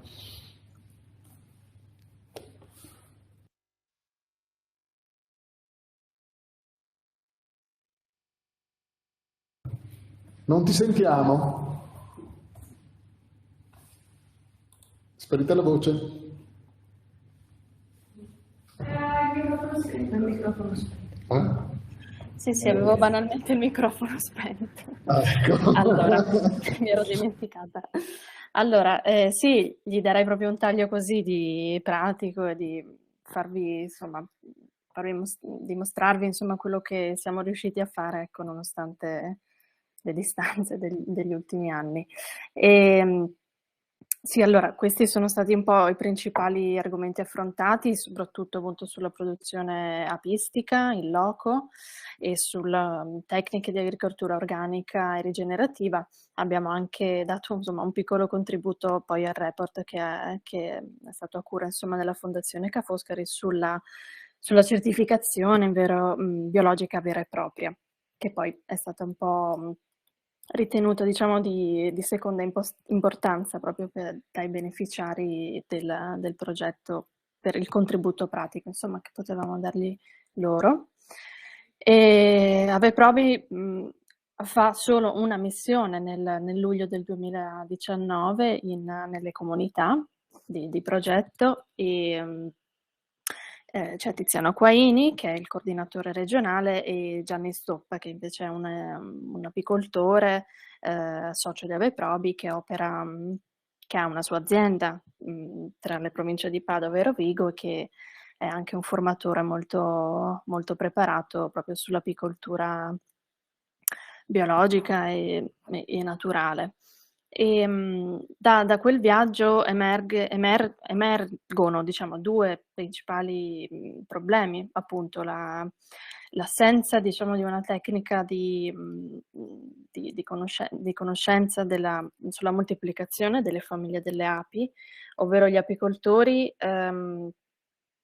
direttamente vanno a cercare, a prendere le famiglie di api dalla foresta, quindi non riproducendole come avviene appunto in Europa e in Italia da parte dell'apicoltore. A questa poi si accompagna una scarsa produzione di miele, che si è capito, o pensiamo insomma di aver capito insieme, che proprio dipende dal clima, dal contesto naturale, geografico della foresta, nella quale non ci sono dei ritmi chiaramente di fioriture e di stagioni invece fredde come ci sono nei climi temperati, quindi c'è una produzione, diciamo, floristica selvatica distribuita nel corso dell'anno in maniera più, diciamo, più uniforme, più limitata da parte delle diverse specie forestali. E quindi appunto tornati insomma in Italia, e avendo capito insomma che non si sarebbero potuti fare più viaggi di ritorno, ma anche viaggi di formazione in Italia, che sarebbe stato bello organizzare, e abbiamo insomma cercato di supportare soprattutto insomma i giovani apicoltori dell'associazione Ahora, che provengono da 5 comunità del territorio di Riberalta, insomma, di metterci a disposizione e di continuare insomma il dibattito sulle problematiche che affrontavano e che affrontano, insomma, tuttora. Scusate. Abbiamo quindi organizzato una riunione a distanza proprio per confrontarci, da cui è nato poi un gruppo WhatsApp che si è rivelato insomma molto, molto semplice e pratico, soprattutto nel mandarsi le foto, quindi proprio una visione in diretta del problema che c'è. E Gianni poi ha preparato queste 2 schede tecniche proprio vabbè, qui si vedono insomma delle foto che sui suoi telaini sulla riproduzione delle api regine, e quindi la possibilità di moltiplicarsi le famiglie di api senza dover andare in foresta a prenderle. E un'altra scheda è stata poi anche sulla tecniche di conservazione del miele, che anche è stato ritenuto un problema, insomma una questione da affrontare seriamente. Abbiamo poi... dover andare in foresta come? A prenderle. Un'altra scheda è stata poi anche sulla tecnica Si sente? di conservazione del miele. Signor, C'è qualcuno che ha bene in l'audio casa? aperto e c'è un ritorno. Un problema, Sì. insomma una questione da affrontare seriamente. Abbiamo poi... Il dottor bene in casa ha l'audio aperto, quindi si sente 2 volte. Si sente? Si può spegnere il microfono? Dottor Benincasa dovrebbe chiudere l'audio perché questo crea un'interferenza con l'intervento della dottoressa Beghini. Grazie. Grazie, scusate. Ecco. Niente, poi abbiamo organizzato questa primavera, quindi nel mese di maggio, mese insomma di maggior attività per gli apicoltori nei nostri climi, proprio un video presso gli apiari di Gianni, proprio sulla tecnica di clonazione delle famiglie delle api. È un video di 15 minuti nel quale Gianni appunto spiega come funziona insomma questo processo dall'estrazione delle celle reali fino alla creazione di una nuova famiglia in una nuova casetta d'api. E questo è un video che è caricato sul drive di progetto e quindi è liberamente insomma consultabile e anche scambiabile tra gli apicoltori stessi. Sono 15 minuti di interventi tecnici, quindi ha una valenza sì, non troppo, ecco, ha una valenza divulgativa molto specifica. Accompagnato poi alla tematica dell'apicoltura, abbiamo anche selezionato con SIPCA e poi con l'altro esperto che è stato coinvolto nel progetto, che è l'agronomo Marco Pianalto,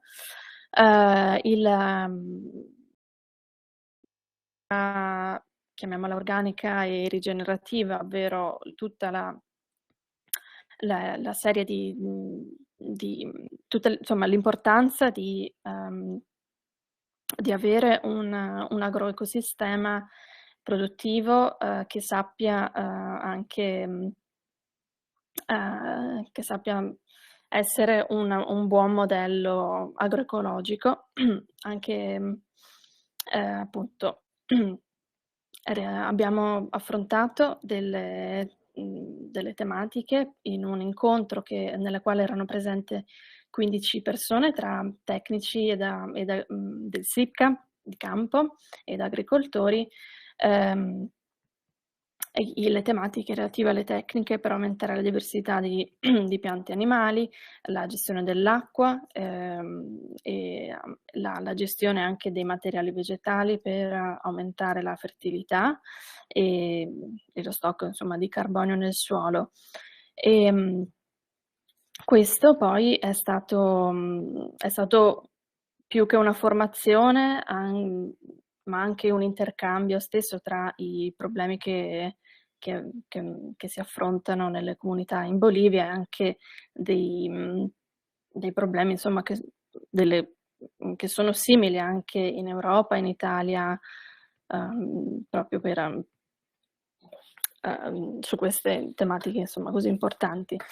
Poi abbiamo quindi abbiamo caricato sul sito di progetto banalmente i materiali che Marco aveva utilizzato, quindi tutta una serie di video che sono anche lì molto facilmente condivisibili, anche su WhatsApp, insomma su messaggio, dei video esplicativi e poi anche insomma degli articoli più specifici su questi temi.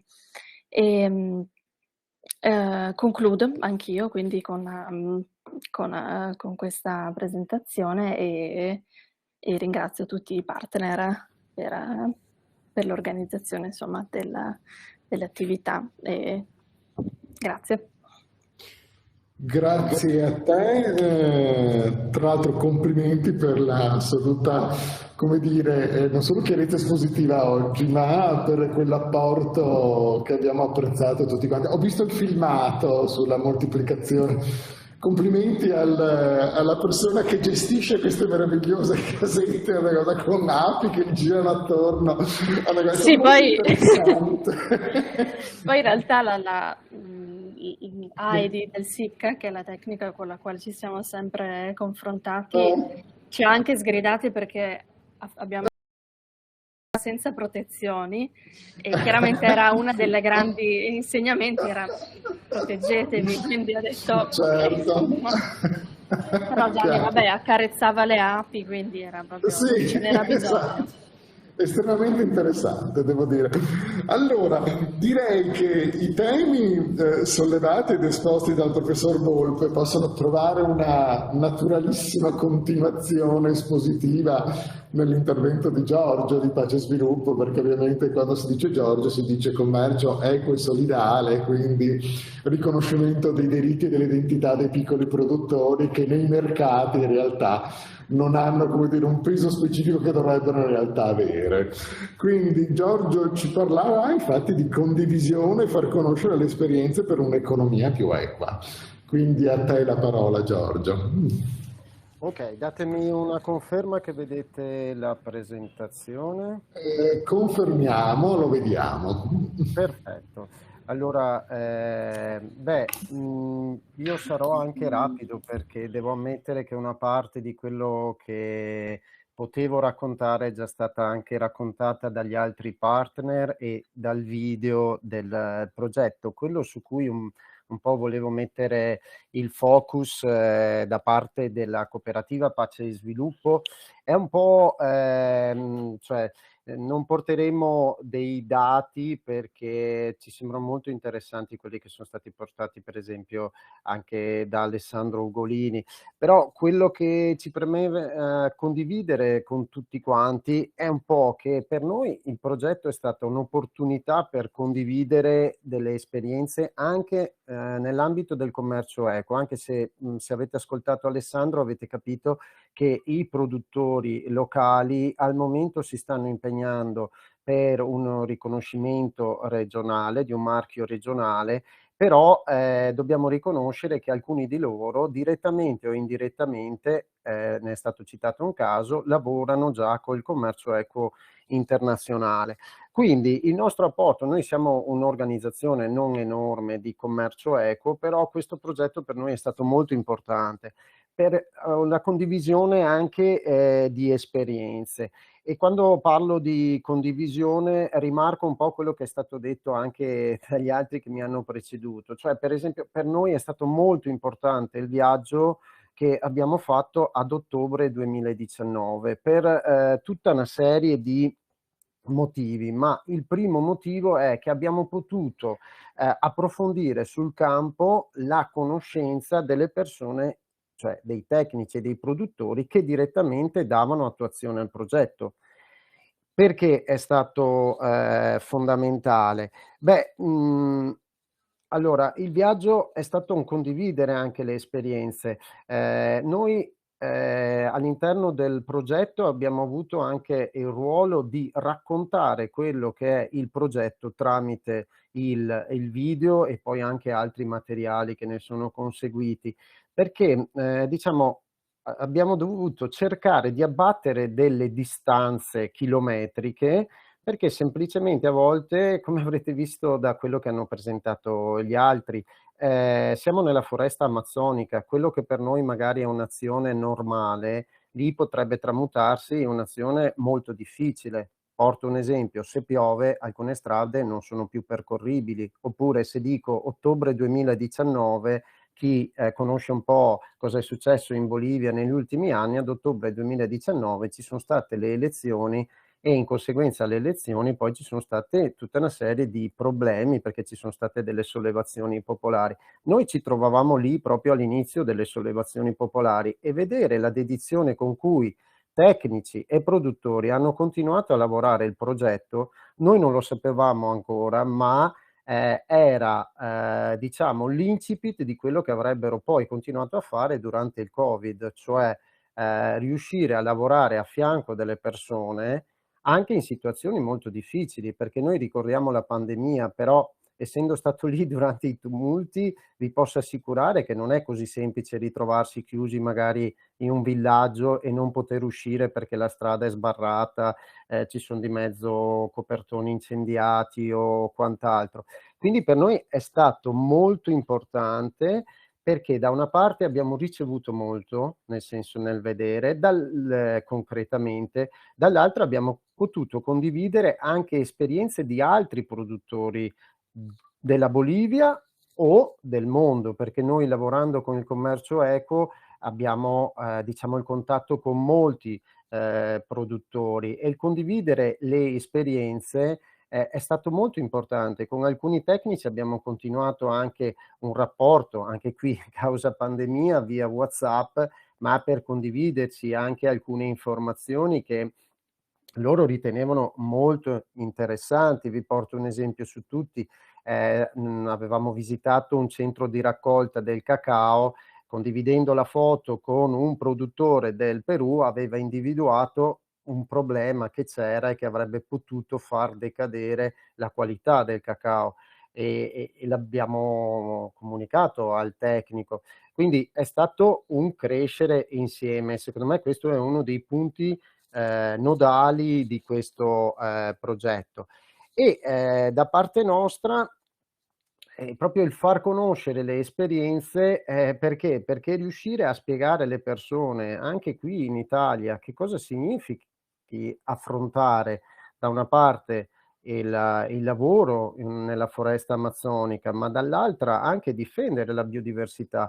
Cioè, noi non possiamo dimenticare che al di là di Cobica c'è il confine del Brasile, ma c'è Brasileia. A Brasileia è nato Chico Mendes, che è stato diciamo, uno dei precursori della difesa della foresta amazzonica. Ritrovarsi a percorrere strade similari a quelle che lui percorreva ogni giorno, per noi è stato molto importante, perché vedere questi tecnici insieme ai vari produttori, cioè i contadini e quant'altro, che riescono tuttora a difendere la foresta, ma a viverci, quindi grazie ai sistemi agroforestali che avete sentito nominare, riuscire a rimanere nell'area amazzonica senza doversi trasferire nelle grandi città.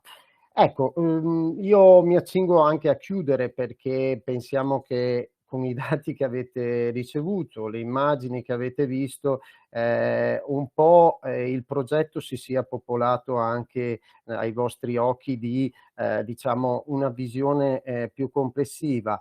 Aggiungo solo che proprio il fatto di sentire dalla viva voce di alcuni dei tecnici contattati durante la pandemia di quello che stavano facendo ha dato proprio il senso che è già stato anche messo in luce dagli altri partner, cioè in Bolivia fondamentalmente anche durante i momenti più bui degli scontri politici, ma poi della pandemia, si è continuato a lavorare, magari rallentando, magari dovendo cambiare alcune attività. Ecco, da parte nostra, qui in Italia avevamo in mente di fare un grande evento coinvolgendo i ragazzi. Doveva essere a marzo 2021, come sapete a marzo 2021 marzo 2020, come sapete a marzo 2020 in verità ci è arrivata la sorpresa del Covid, quindi abbiamo dovuto riformulare. Ma per noi quello che abbiamo imparato da questo progetto, vedendolo insieme anche agli altri partner, continuerà ad essere condiviso anche nei prossimi, diciamo, mesi, perché fa parte proprio anche del nostro lavoro di commercio equo. E anch'io ringrazio tutti quanti gli altri partner, perché non ci sarebbe stato un progetto così se non fossimo riusciti a collaborare anche in situazioni molto difficili. Grazie Giorgio della testimonianza e anche di averci ricordato appunto che cooperazione significa cooperare, cioè lavorare assieme praticamente per il perseguimento di fini comuni. Allora, gli interventi dei singoli partner ci sono stati, ovviamente rispettando la scaletta dei lavori. Adesso diamo la parola al valutatore, cioè al soggetto, come dire, terzo ed esterno al partenariato progettuale, che aveva il compito e ha il compito di dirci se siamo stati bravi, quanto lo siamo stati, se abbiamo delle pecche, se sono state delle carenze, eccetera. Gabriele, a te la parola. Sì, buongiorno a tutti, intanto grazie per l'invito. Io sono Gabriele Levi, l'amministratore della Disamis, la società incaricata appunto di effettuare la valutazione e scusate, eccomi qua.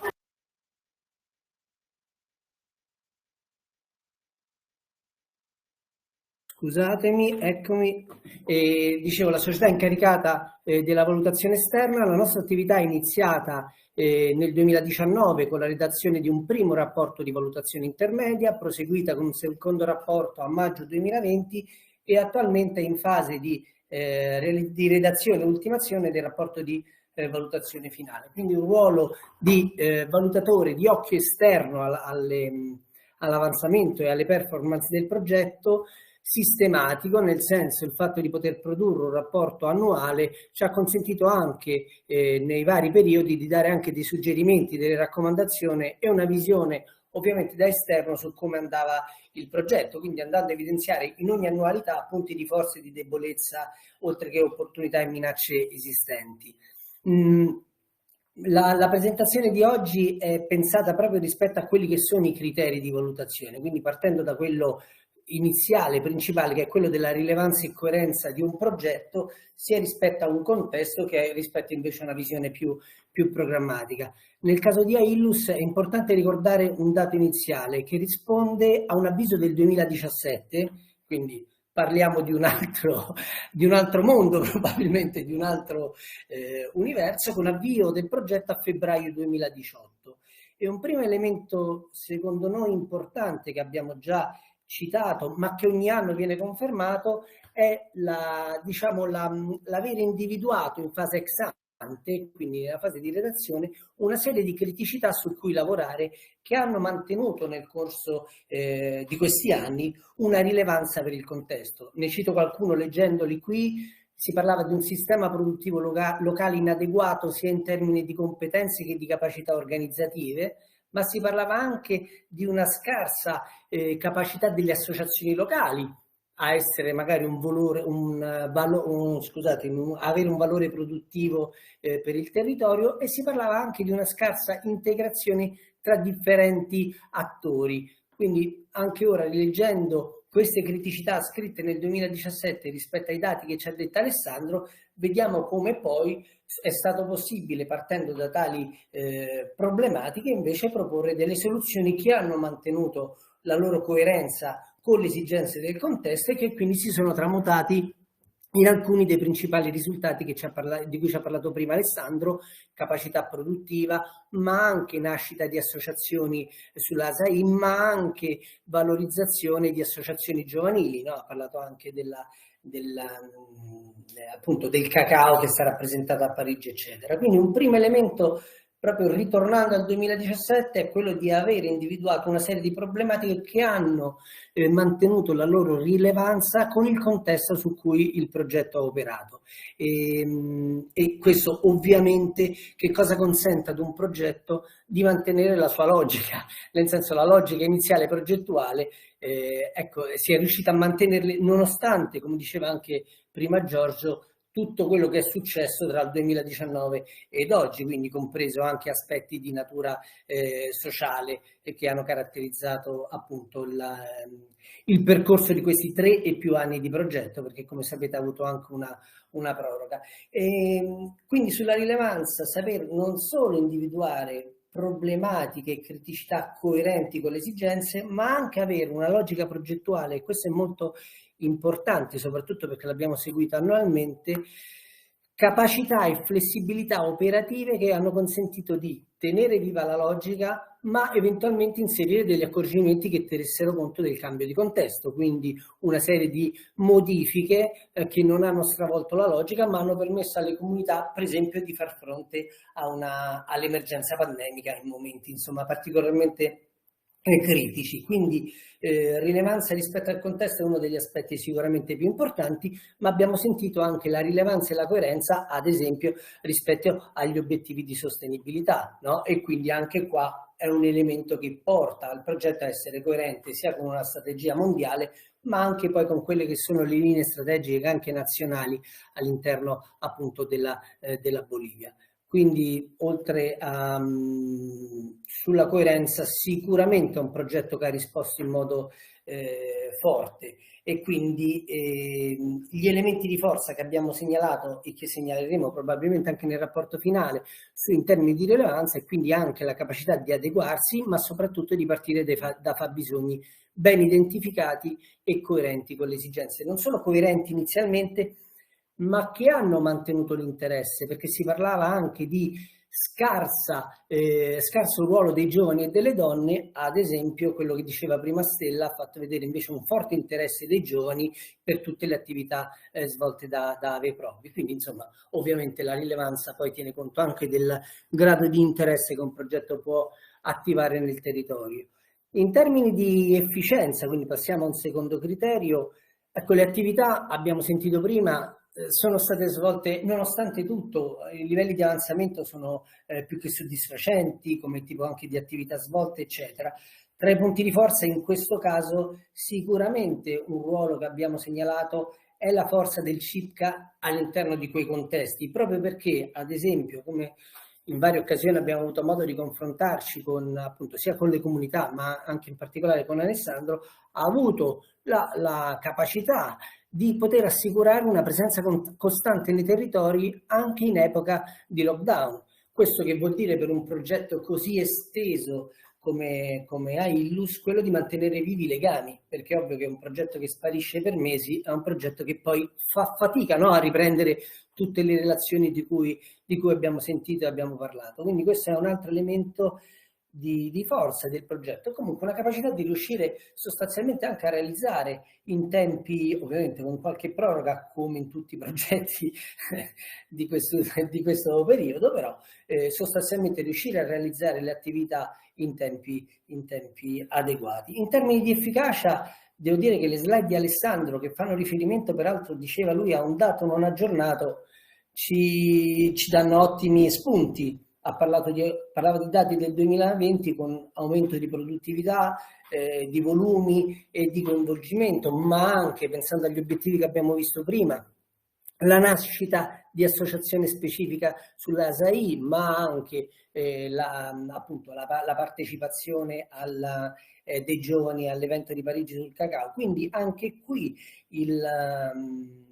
un elemento importante è stato quello di riuscire comunque a raggiungere quegli dati quantitativi di indicatori di risultato previsti ex ante, quindi non è e non credo sia stato facile, ma anche qua si conferma comunque una buona capacità sia del SIC, anche dei municipi, immagino, comunque del territorio, di accettare e accompagnare il progetto, no, in itinere, quindi tutti i risultati che hanno riguardato i vari obiettivi, appunto, che hanno riguardato anche la sostenibilità ambientale, ma anche abbiamo visto la realizzazione e l'implementazione di attrezzature. Quindi sull'efficacia tra gli elementi che abbiamo segnalato, ed era forse quello più difficile, o tra quelli più difficili all'inizio, è proprio il coinvolgimento di giovani e donne. Abbiamo sentito i dati sulla formazione, ora è alta la percentuale, la quota proprio di giovani e donne che hanno partecipato alla formazione, così come quelli che poi hanno attivato o hanno partecipato alle attività produttive. Noi abbiamo fatto delle rilevazioni con i ragazzi ed erano tutti molto molto contenti. Il seme di Aveprobi, cioè questo modo di sperimentare anche forme semplici, no? Si è parlato di WhatsApp, è ovvio che con un target come i giovani l'inviti a nozze, come dobbiamo dalle nostre parti, nel senso diventa una cosa facile per proporre domande. Noi avevamo sentito infatti anche i ragazzi che sono stati coinvolti nelle vostre attività, ma anche il formatore che era contentissimo di dare, no, un supporto costante a questi ragazzi, e questo interscambio di comunicazioni, questa richiesta via WhatsApp evidenzia ancora una volta, torniamo alla rilevanza, l'interesse dei giovani a quel tema, e quindi che si tramute poi in efficacia, cioè la capacità di fare o realizzare un'attività che sia recepita come utile dal beneficiario, in questo caso dai giovani, e quindi che possa essere poi messa in atto, se no un progetto rimane, no, ovviamente fine a se stesso. Quindi insomma, ci sono elementi che evidenziano come questo progetto abbia avuto ottime capacità, soprattutto di ricaduta a livello di comunità. È ovvio che dei limiti ci sono stati, è ovvio che probabilmente alla fine dei conti, ma come era inevitabile che sia, il valore aggiunto della cooperazione classica, quindi di avere effettivamente lo scambio in presenza, ha limitato alcune attività del progetto, ma questo penso che sia una costante, no, di tutti i progetti di cooperazione in questo periodo. Però i riscontri in termini di dati che ha detto da Alessandro e di interesse che è emerso dalle singole comunità è sicuramente un elemento da valorizzare come esperienza. E pensando anche ai due criteri, diciamo, che vengono di solito dopo la realizzazione del progetto, quindi quelli dell'impatto e della sostenibilità, sono elementi da tenere a mente, nel senso che partiamo dalla sostenibilità, le sinergie attivate, ma anche queste associazioni probabilmente saranno in grado di valorizzare queste esperienze, nel senso questi giovani, ad esempio, saranno in grado di valorizzare tutto ciò che hanno appreso per quanto riguarda l'apicoltura, uguale tutto ciò che riguarda invece gli aspetti più organizzativi e produttivi all'interno dei SAF, nel senso che la sostenibilità si misura se dopo la fine del progetto, no, quello che il progetto ti ha dato continua ad alimentare, in questo caso, effetti positivi. E gli elementi, insomma, diciamo che per quanto sia difficile adesso quantificarli, però sono sicuramente positivi, così come la sostenibilità delle reti che si sono create. Cioè abbiamo visto, prima dicevo, che tra le criticità iniziali c'era una scarsa integrazione e una scarsa forza delle associazioni. Oggi il progetto ci dice che sono nate o rafforzate le associazioni e che sono aumentati anche i contatti tra vari attori. Noi abbiamo parlato anche appunto della marca, piuttosto che di altre attività e strategie di commercializzazione. Quindi anche rispetto alla sostenibilità della rete, insomma, spero che ci sia la possibilità di vederla ulteriormente attiva nei prossimi anni, quindi oltre la fine del progetto. Alessandro ha detto che sono per esempio state elaborate nuove progettualità che prevedono il coinvolgimento di differenti attori animati con AILUS, e quindi anche su questo filone sicuramente le percezioni quantomeno sono positive. L'ultimo ovviamente è quello in ottica di impatto. Ecco, sull'impatto sarebbe opportuno ovviamente magari tra un anno o un anno e mezzo andare a verificare effettivamente se questa capacità produttiva di cui ci ha parlato all'inizio Alessandro è stata sostanzialmente mantenuta o perché no anche implementata, quindi vedere anche le eventuali ricadute della strategia di commercializzazione che adesso è inevitabilmente o solo esclusivamente no, a livello di strategia, così come tutto ciò che riguarda la marca, se ha avuto effettivamente un riscontro no, anche in termini appunto di commercializzazione. Quindi ho cercato di fare un excursus complessivo su vari aspetti. E, personalmente il fatto, torno alla prima considerazione, di aver individuato specifiche criticità di un contesto specifico come quello appunto all'interno dei SAP è stato e ha rappresentato un elemento che ha permesso appunto di mantenere una logica progettuale costante, nonostante intervenendo magari con qualche modifica all'interno delle attività proprio perché il contesto ha avuto variazioni forti. E noi come attività chiuderemo a fine progetto, quindi quando finirà il progetto, con il rapporto finale in cui andremo a inserire anche gli ultimi dati di cui ci parlava Alessandro, che verranno, diceva, aggiornati semestralmente. Cercheremo di dare anche lì, più che ormai una raccomandazione su come migliorare il progetto, ma una raccomandazione magari agli attori o al territorio, perché no, anche ai partner, per magari valorizzare l'esperienza in futuro. E inevitabilmente potrà essere quello un nostro ruolo, oltre a fare una fotografia insomma complessiva e valutativa delle performance. Se avete domande ovviamente sono qua, intanto vi ringrazio per l'attenzione. Grazie Gabriele, insomma il quadro che hai dato è molto articolato e ci sembra dalle tue parole che poi comunque sia un quadro finale abbastanza positivo che ci conforta, no, in questi 3 anni diciamo di impegno che ci ha visti tutti coinvolti. Allora, qui ci sarebbe nella scaletta lo spazio per un dibattito, ovviamente questo era previsto nell'ipotesi in cui ci fosse una platea di persone che volessero fare delle domande. Io direi che possiamo, ovviamente se volete fare ulteriori interventi siamo qui pronti, altrimenti io direi, visto che vedo in collegamento anche il dottor Benincasa, ci scusiamo per la levataccia perché credo che per lei sia un'ora una cosa non, diciamo per 12:30 per noi, per voi credo che siano le 6:30 diciamo, del mattino.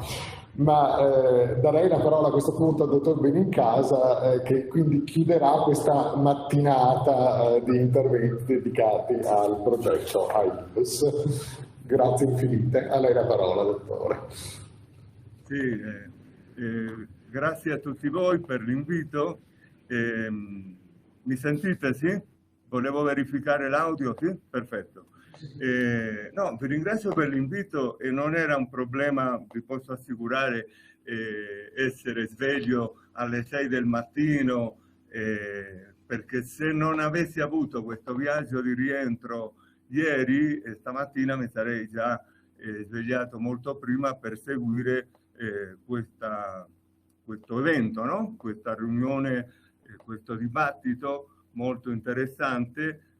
Ho potuto sentire la Stella Peghini, Giorgio, Scandiuzzo. Quindi, innanzitutto, lo so, quando si interviene ci sono i saluti, ma io entro sempre subito nel cuore della situazione. Perché? Perché i saluti senz'altro di stima verso la Regione, verso tutti voi, tutti i partner che sono intervenuti. Io facevo una riflessione di questo tipo, cioè questo progetto ha avuto una grande importanza, secondo me, sia per la sua, perché ha espresso la sua efficacia, la sua efficienza, così come è stato detto anche poco fa, per le comunità, è stato importante per le comunità indigene, no? Della zona amazzonica, l'agricoltura sostenibile, ossia è un argomento che qui in Bolivia è molto sensibile, molto sentito. E il merito tutto vostro è quello di essere riusciti ad ottenere tutti i risultati, nonostante le grandi difficoltà, come prima Giorgio accennava, no? Dall'ottobre in poi abbiamo vissuto una situazione, non dico drammatica, ma quasi, perché siamo stati obbligati dall'ambasciatore per prudenza a stare in casa. Abbiamo anticipato lo smart working che poi si è dovuto fare durante il periodo della pandemia. Quindi questo è un merito che dà merito al vostro intervento, perché nonostante le grandi difficoltà che questo Paese ha vissuto in questi ultimi 2 anni, incluso poi con la pandemia, siete riusciti a ottenere questi risultati molto importanti, sia dal punto di vista dell'efficacia che dell'efficienza. Quindi non so se ha molto valore detto da me, però vi posso esternare tutta la mia stima, ma anche fare i complimenti, che non sono parole di circostanza, lo dico davvero perché di alcun modo è arrivato a noi questo intervento vostro positivo sul campo, nonostante le varie difficoltà. Sono in contatto adesso con Alessandro Ugolini, che è qui alla Paz, con il quale ci riuniremo la prossima settimana e faremo anche un giro di monitoraggio, visto che lui è qui come persona delegata al coordinamento e alla chiusura, no? del programma. Quindi io manifesto questa grande soddisfazione da parte della cooperazione italiana che questo progetto sia stato finanziato per i risultati che ha dato in termini concreti sul campo tra le popolazioni indigene in un'area così difficile, così come si accennava prima, no? Con condizioni climatiche avverse, al di là di tutto il resto che c'è stato in questi ultimi 2 anni. Rimango volentieri ancora con voi, almeno fino alle 8 locali, perché poi entro in una riunione virtuale con l'AICS Roma. Quindi vi ringrazio per quello che avete fatto, perché questo dà anche in qualche modo evidenza alla cooperazione italiana che ha fatto bene, ha visto bene a finanziare questo progetto. Complimenti, e quindi niente, rimango molto volentieri ancora insieme a voi e del dibattito che ci sarà, e nei prossimi giorni continuerò con questo progetto insieme a Alessandro Ugolini, che faremo un giro, un monitoraggio insieme per la chiusura del progetto. Quindi un caro saluto a tutti voi, complimenti di nuovo, e rimango volentieri a continuare, diciamo, i vostri interventi. Grazie.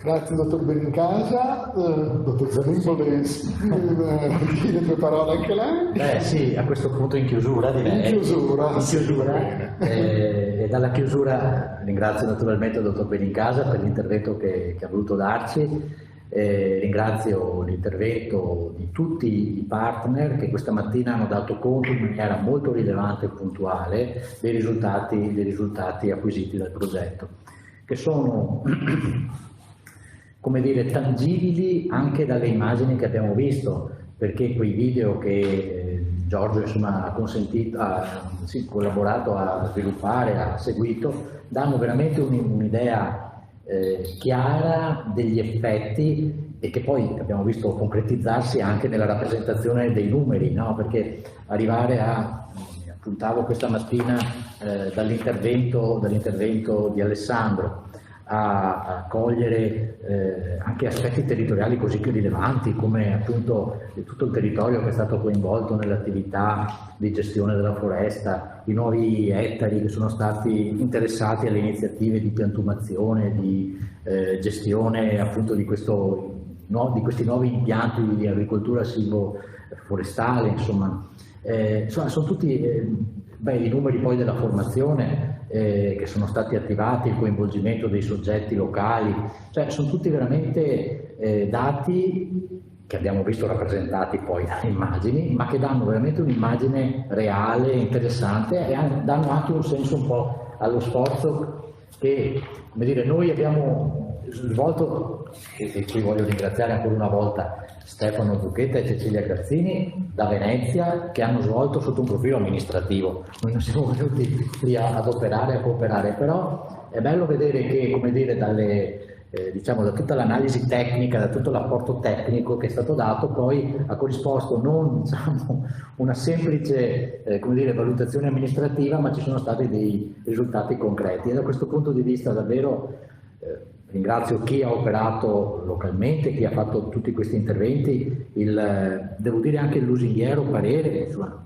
la lusinghiera per il momento almeno, valutazione del dottor Levi, che si ricorderà come, grosso modo un anno credo a questa, un anno fa, ci trovassimo tutti in estrema difficoltà, anche in termini di, come dire, connessione tra i diversi all'interno del paternariato. C'erano attività che come dire, non filavano lisce come invece poi abbiamo visto che si sono rimesse a marciare in modo significativo e ripeto, lo dico ancora una volta, con buoni risultati. Lo dico anche, se mi permettete, perché questa è la mia prima esperienza in questo campo, sono qui quasi da un anno e mezzo, grosso modo, per cui sono entrato in cui il progetto era già nella sua fase matura, e devo dire che quindi ho vissuto questa prima fase di difficoltà aumentata dai problemi del Covid, ma poi veramente oggi è una bella giornata perché come dire, è come se tutte le cose si fossero messe a posto, se mi permettete, ecco, questa espressione, ecco, questa è una grande soddisfazione per me e per i miei colleghi soprattutto che ci hanno lavorato.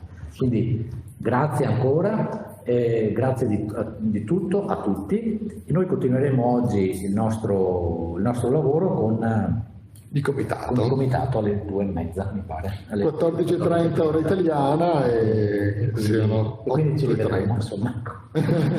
Grazie a tutti, grazie. Grazie infinite. Grazie a voi. Grazie. Ci vediamo dopo. A dopo. Ci vediamo dopo. Grazie, arrivederci. A dopo.